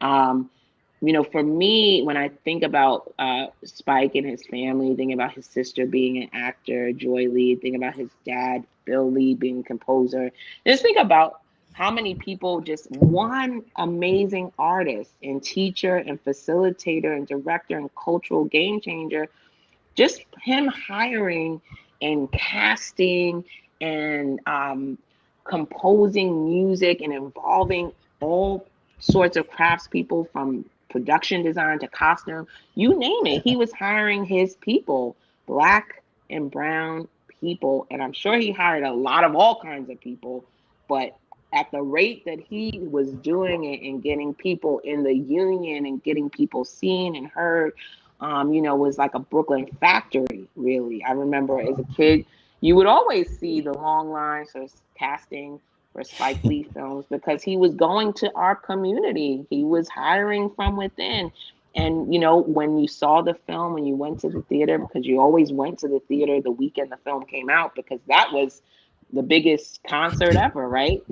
Because you're going to see the film, but then it was the music. It was the music and the film. It was the visual backdrop, and it was the sonic backdrop of our culture, of our identity. And when you went into the theater, you looked at the screen, you said, there I am, those are my stories. And then when you listen to the music and the film together, that's our culture. What we do, what we say, the music we make, that's our culture. And so for me, just looking at Spike Lee being from Brooklyn, his work going to the world and having so much legacy, right? That era for me in the 90s, and all of the films and all of the, things, again, homage to John Singleton, homage to, Julie Dash, homage to all these amazing filmmakers of color. And it's amazing because we're in that moment again. I was alive to see it in the 90s, and how much great art was coming out of our communities in Brooklyn and in Baltimore, and in Watson and Compton and Houston and Chicago, and I think about Chi-Town, all those amazing Chi-Town artists as well. It was a real high point, a real renaissance, right, of seeing not just the music, not just the film, visual art, just cultural production that looked like us, sounded like us, and it put you in the spirit of knowing that this was possible, that these were careers and opportunities that you could jump into. And so for me, the 90s were very aspirational. They were very ambitious. All those words that Miss Joni was putting forward, I said, wow, these are the 90s. Those are 90s words, right? The 90s, you had, okay, Bill Clinton, right? You had the Clinton era. You had just this upward look at a world that looked like many different people, but boy, were we in the center of it, right? We were running companies. I think about Black Enterprise, right? I would go to look for my icons and leaders in Black Enterprise. We had magazines like Ebony and Essence and Jet. We had all Vibe, Source. We had all these cultural resources that were run by us and for us, about us, but they were research materials. I remember linking in one of my current day mentors, who is just an icon in the music industry, Lisa Cortez, and also an icon in film and production and a big leader in our GFS family. I remember reading about Lisa Cortez in magazines and going, whoa, this woman has her own record label. She's working with Buju Banton, who's one of my favorite artists of all time, and creating record deals and independent opportunities for artists from across the diaspora. This is who I want to work for. This is who I want to work with. I want to be like her, right? Or Sylvia Rhone. I remember researching Sylvia Rhone, realizing, wow, she went to Penn too. She knows my mentor, Gabrielle. Oh my gosh. And I ended up working at Elektra and getting to work with and at the feet of in homage to so many of these leaders who looked just like me, came from New York, went to schools like I did, like Penn, and were leaders in our industry. Sylvia Rhone is still iconic to this day. One of the only women leading in the record industry for decades. Iconic, not just hip hop, R&B, rock and roll, classic music, jazz. I mean, every genre, she's an icon, right? And so these are the figures of the 90s, the people who were iconic and still are. When I call out Elisa Cortez or Sylvia Rhone, Sylvia Robinson, all of these figures from our culture and music and entertainment, Magic Johnson, all of these figures, they weren't just celebrities, they were impact leaders because they were leading in culture, leading in entertainment, leading in industry, but they were also building foundations and giving back and Yeah. engaging young people. And it's just part of the way real leadership works, right? Real Mhm. leaders love what they do so much that they want to see everyone around them excel and thrive. And to me, that's the 90s. The 90s is that ambition, that optimism, that look towards the new millennium, Y2K, and just that feeling of limitless potential. And honestly, I think that joy de vivre, that spirit of life, that optimism is back right now, even despite pandemic and all of these Yeah. challenges that we're moving through. When I come to Heart Smiles and I see how many people are throwing up the hearts, who are throwing up the music, putting out that original content, I'm inspired. The fact that every day of the week that you're focusing on craft, every day of the week you're dedicating to leadership through the arts, through entrepreneurship. That's like 90s. That is 90s all the way, quintessential. We're talking, empires. Empires were built in the 90s. And I believe we're back to that era of building empires. But these empires are hybrid. They're happening in places that sometimes you don't see them. You just have to be invited. That's why whenever you invite me, Beats, I say yes, yes, and when, because Uh, this is the real empire here. What you all are dedicating to in your craft every week. oh yeah.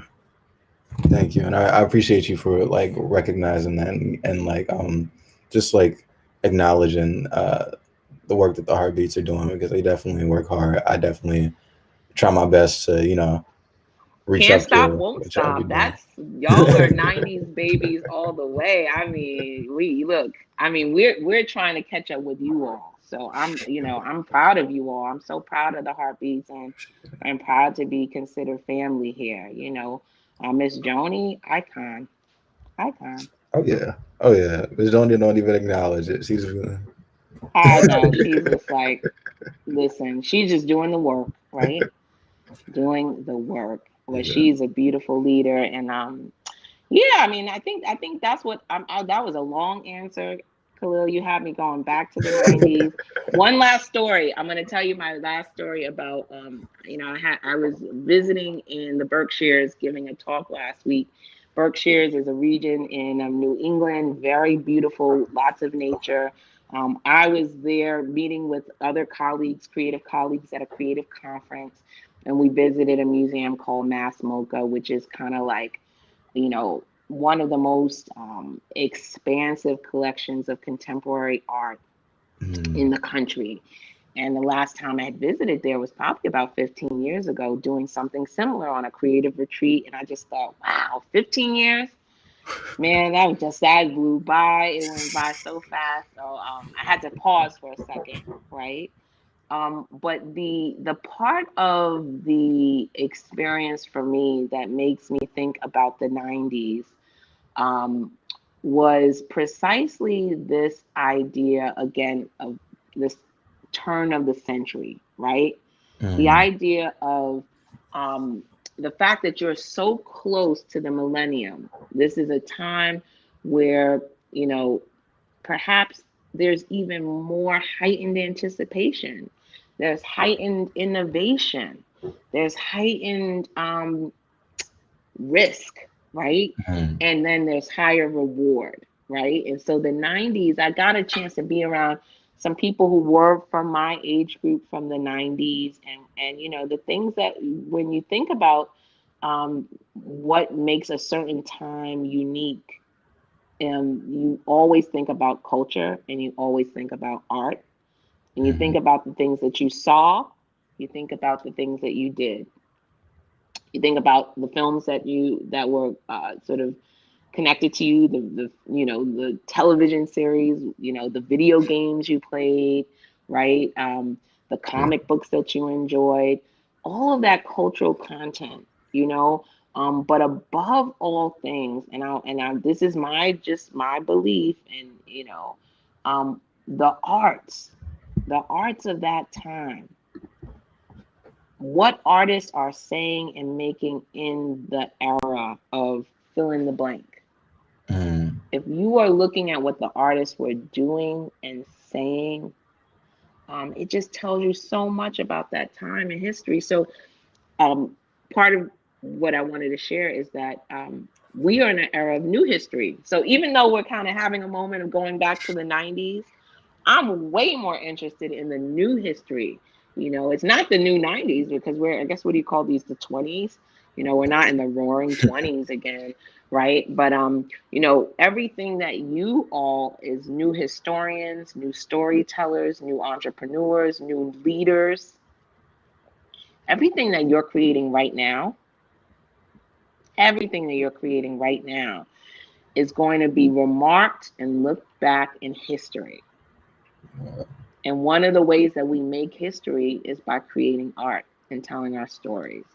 So I want to hear some music. I want to hear some stories. I'm here for the new history. I'm giving you some old history, some 30-year-old history, 40-year-old history here. But I want to hear the new histories, because to me, that this space that we're in, the fact that we can be together like this, Beats, on a Thursday evening, share stories, share history, lift up people's names, right? Voting was something we did in the 90s, and I hope we can still do it in the 2020s and beyond. It's another short story, and this is the truth. I learned a lot of my organizing skills and oratory skills in the NAACP. When I was a young person, I was part of the Brooklyn Youth Council, the largest youth council in the country at the time. And probably, I hope, maybe still is, because Brooklyn, is where it's at. And I remember one of the activities we would do every summer was canvassing. We would go canvass for votes. We would go into the community and help people register to vote, because voting is the cornerstone of democracy, right? Democracy is from the 90s, 20th century. Some people might argue in some ways democracy is at risk, right? If we can't all vote. And that's an issue today. We're in the wake of new history. We're in the wake of new history. And so, I would be remiss to not also call out some of our leaders who've been working towards voting rights and civil rights. And in particular, Dr. Bob Moses, who just passed away. If you don't know about Dr. Bob Moses, pretty sure that the Algebra Project, NYPP, was active in Baltimore for many years, definitely in the 90s and the 2000s. Look up Dr. Bob Moses. A living legend, rest in peace, a transition legend who just passed away a couple weeks ago.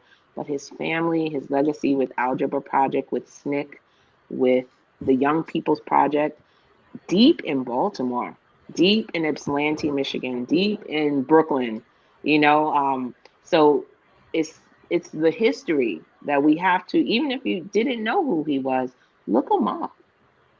And realize in the 90s, we were still out there canvassing, knocking on doors to ensure that people were exercising the right to vote.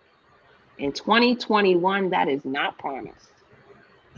So we have to stick with our history, call out the names of our leaders and our legends and our legacy, like Dr. Bob Moses, who did the work in Baltimore. He did the work in Cambridge. He did the work in Jackson, Mississippi, and I'll never forget, the Hot 8 Brass Band, iconic from New Orleans.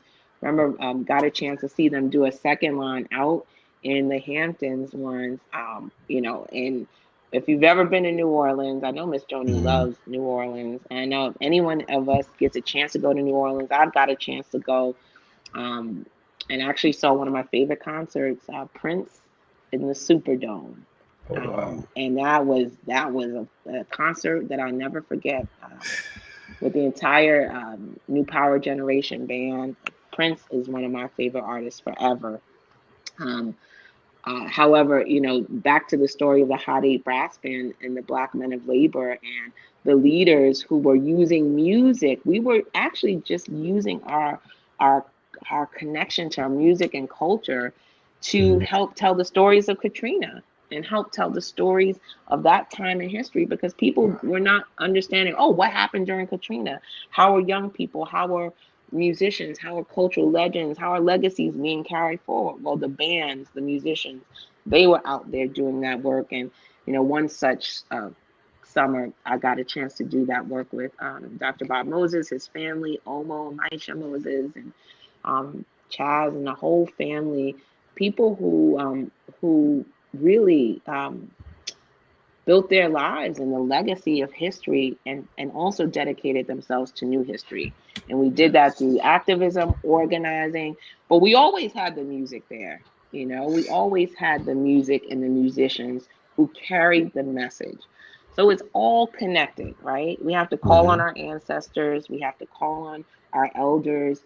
We have to stand in the power of the intergenerational opportunity that we have in our families, in our communities, to say, you know what? It's time for the new history. Yes. We want to hear your stories. We want to hear how you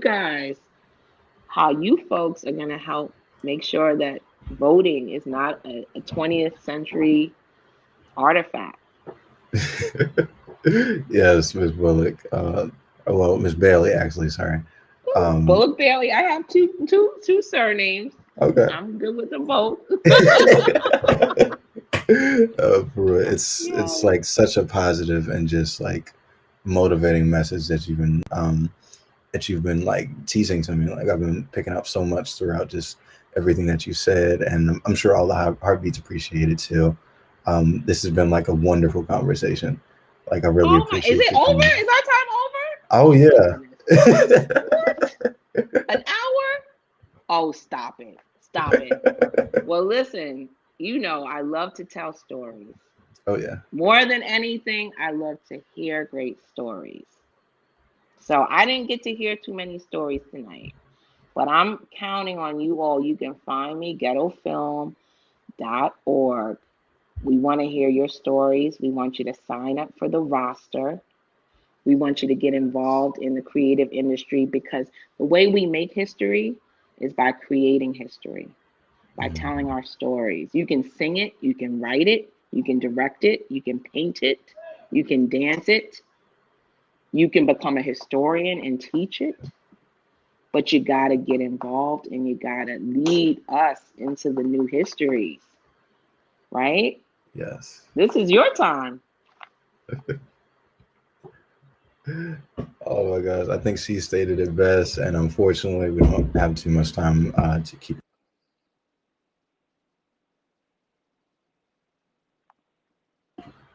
All right, but yeah, unfortunately, we're all out of time. I would love to invite you back on. Honestly. Oh, I would love to. And I originally wanted to invite my husband, Mr. Bailey, on because he worked for over 20 years in the music business. In fact, I met him while I was working at Elektra, and he has a lot of great stories. So we can plan next time. Maybe Mr. Bailey can come on.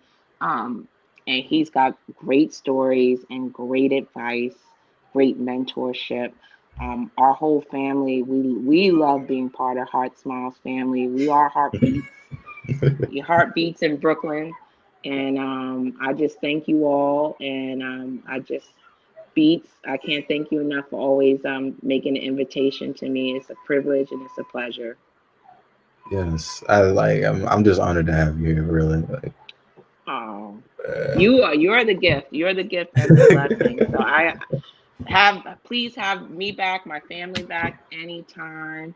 let's continue the conversation. Maybe I can bring some more friends from the turn of the century back in to meet with you all young leaders. Okay, All I would right. love that. Yes. This live from Clinton Hill, you know. We Yes. can't wait. We can't wait to see you in Baltimore. We can't wait to welcome you back to Brooklyn. Next time you got to make it to Brooklyn Beats. You Oh know that. yes, I would love to. Yeah, I Yes. mean, I'll give you the personal hip hop Brooklyn tour, show you where all Ooh. the ciphers happened and still are ongoing, all the great art and all the great music. The 90s, we got to do that 90s tour. Yes. Oh my gosh, I would absolutely love that. Miss Joni, we Yeah, gotta set it's something a up. promise. It's a promise. It's a It's a promise. promise. Come on, Brooklyn. Next time, Brooklyn. We could just stay in Brooklyn next time, and then of course we got to make it to the Mecca, to the Bronx, where GFS was born. So, well, you've been to the Bronx too. Well, we got to bring more people with us. Oh We yeah, got to bring more for people sure. with us. So That's many it. people need to see it. Oh yeah. I can't wait. All right. All right. Well, what a blessing. Have a great weekend and holiday, and I'll see you on another Thursday soon, I hope. Yes, ma'am. Right down here. All right. Take All right. care. Love you, Heartbeats. Have a All great right. weekend. Take care. Take care. Okay. Oh man, that was such an amazing interview. Like she's got so many stories and like just so knowledgeable. Oh my gosh. I could have been there for like another hour, but like I knew that I was looking at the time and we had to wrap it up. So I was like, oh man, let me. She says, yeah, more stories, y'all, more stories on top of the good ones she already had. All right. I'm gonna close this out because I know we already over time and y'all probably got stuff to do. Thank you for coming to watch. And I'll be back here next Thursday. So, all right. See you later. Hey, Ms. Joni, we're all ready to wrap it up. Good job, Beats. Thank you so much, yo. Yeah, no problem at all. Yo, all right. I'll see you next week. That you did an amazing job. She was a powerhouse. Yes, for sure. All right. Yo, did y'all hear who she said her husband used to work for, yo? Elektra. Yo, Elektra Records, one of the biggest record labels, yo, ever. Like, yo, wow. Big deal. Big deal. I always love Miss Sharice, and she's so humble. I don't even think she mentioned to y'all that she lived in the same neighborhood of Biggie. She's so humble about it. But like this what I mean when I say your connections in your network. Imagine having somebody like her in your network. Like, y'all, it's beyond crazy. But thank y'all so much for rocking with us, yo, because yeah, like this is the type of stuff that matters. Yo. I just can't wait. We're gonna set up that other trip for New York. Y'all know we was just there a couple of months ago for the Tribeca Film Festival, and she was like our person guide. Like she set us up in her office. We was around, out and about all day. It was just amazing. So y'all already know what I'm about to say, yo. Just because we over time don't mean that I don't get to say this, yo. Go be productive. You still got about at least like 2 more hours left in your workday, yo. Go be productive. Go put these lessons to work. Go work on your goals, yo. And if you ain't got no goals, that's a bigger problem. Don't hit me up, no, yo. But I doubt if anybody that's on here now, I doubt you ain't got no goals because you a soldier. You hanging on all day for this. You scraping up every bit of knowledge, every bit of networking. Yes, Donovan, go be productive, yo. It don't stop, yo. It don't stop, yo. This is what we do. This is what you call being in grind mode, yo. Like how everybody else, they just show up for the big show or whatever. But like this right here, yo, this is the grind work, being in the nitty gritty, doing the stuff that most people don't want to do. Everybody else probably off eating, they relaxing, they chilling, they done for the day. But we still here working. Then people look at us crazy when we get to do some of the things that we do. People look at us crazy when we earned a certain position in life. Yo, it's because we put the hard work in, and not a lot of people are willing to do that. But like, yo, go work on your goals because that's where the magic happens. So y'all already know, y'all. If y'all rocking with us tomorrow, see you tomorrow 10 o'clock for the very last session of Success Sessions, y'all. The very last session. So I'm excited for some of the stuff that we got lined up tomorrow. That's gonna be cool. And then of course we got Focus Friday at 7 o'clock on Instagram Live. So all right, y'all. I'm out of here.